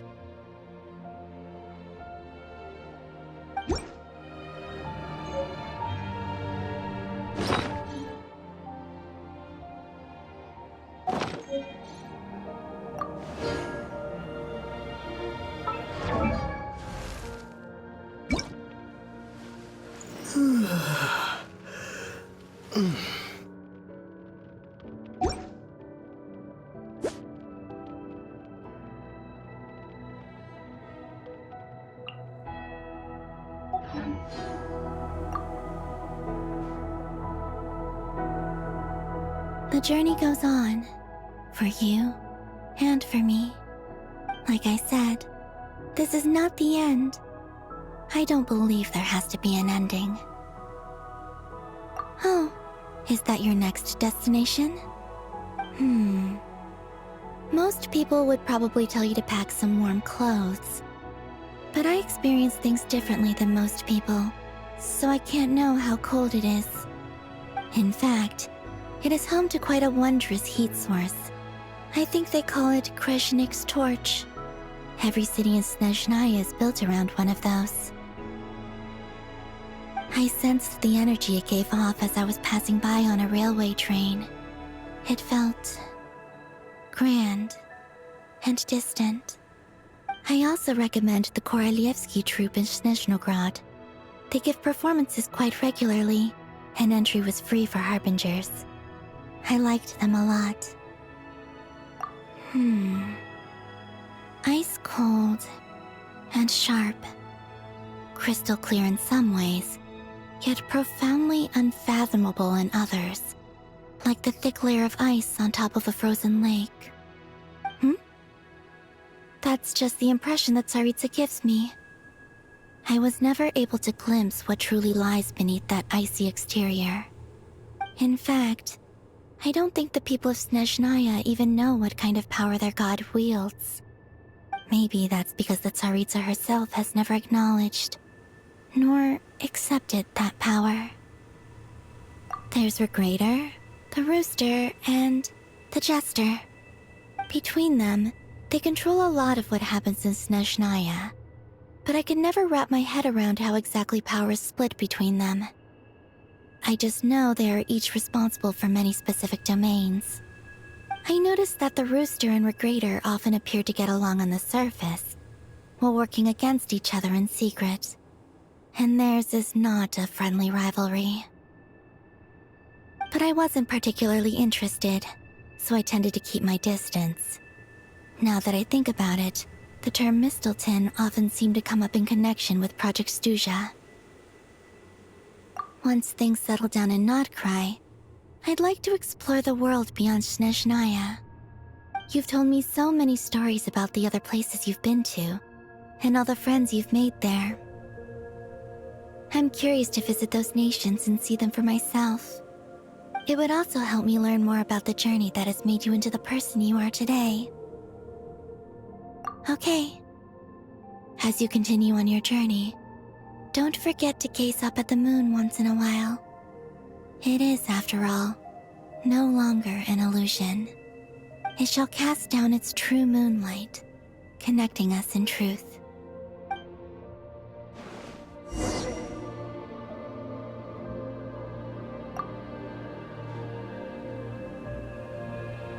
The journey goes on, for you and for me.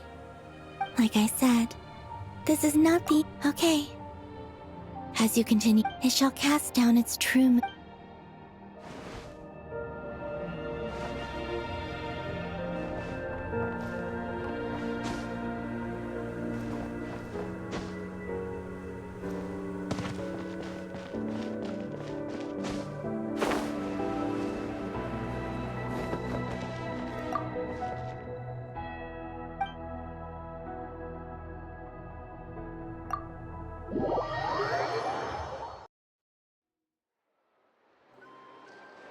To Jean, acting Grand Master of the Knights of Favonius. Ugh, this preamble is such a pain to write. It's probably high time we got rid of this acting business. I trust that Dern has updated you all on recent events. Hope we didn't worry you too much. The good news is, we managed to come together and put a stop to the Doctor's evil schemes. With that, I think it's safe to say that Notcry is finally out of the woods. As for the Fatui, not counting the Damselette, aka the Moon Goddess, who has left their organization, we found ourselves allied in this instance with both the Knave and Marionette. May she rest in peace. As ever, we find ourselves better off for making friends rather than enemies. But until we can ascertain the Tsaritsa's true intentions, the future remains uncertain. In a short while... Wait... How am I meant to surprise everyone if I tell them in a letter that I'm heading home? Well, that would be a huge waste. Okay, got it. I will begin sending the expeditionary team back home in waves. I'm sure they'll be able to answer any questions you still have. I hope they won't gloss over the details of my many heroic deeds. But if they do, I'm sure it'll be because they're just too exhausted from the long journey. I think of Mondstadt daily. Please give everyone my best regards. P.S. The honorary knight went above and beyond this time. Are there any other honors we can give him? I'll leave it with you. P.P.S. Please be extra nice to Klee for the foreseeable future. I cashed in on the last favor that the Hexen Circle owed us, so we need to earn some more goodwill. If there's any serious problems, feel free to stick me in solitary confinement when I get back. I'll do the time for her. Whew. And that, as they say, is all she wrote. End of an era. And with the moon shining down brighter than ever, I think everyone is going to sleep well tonight.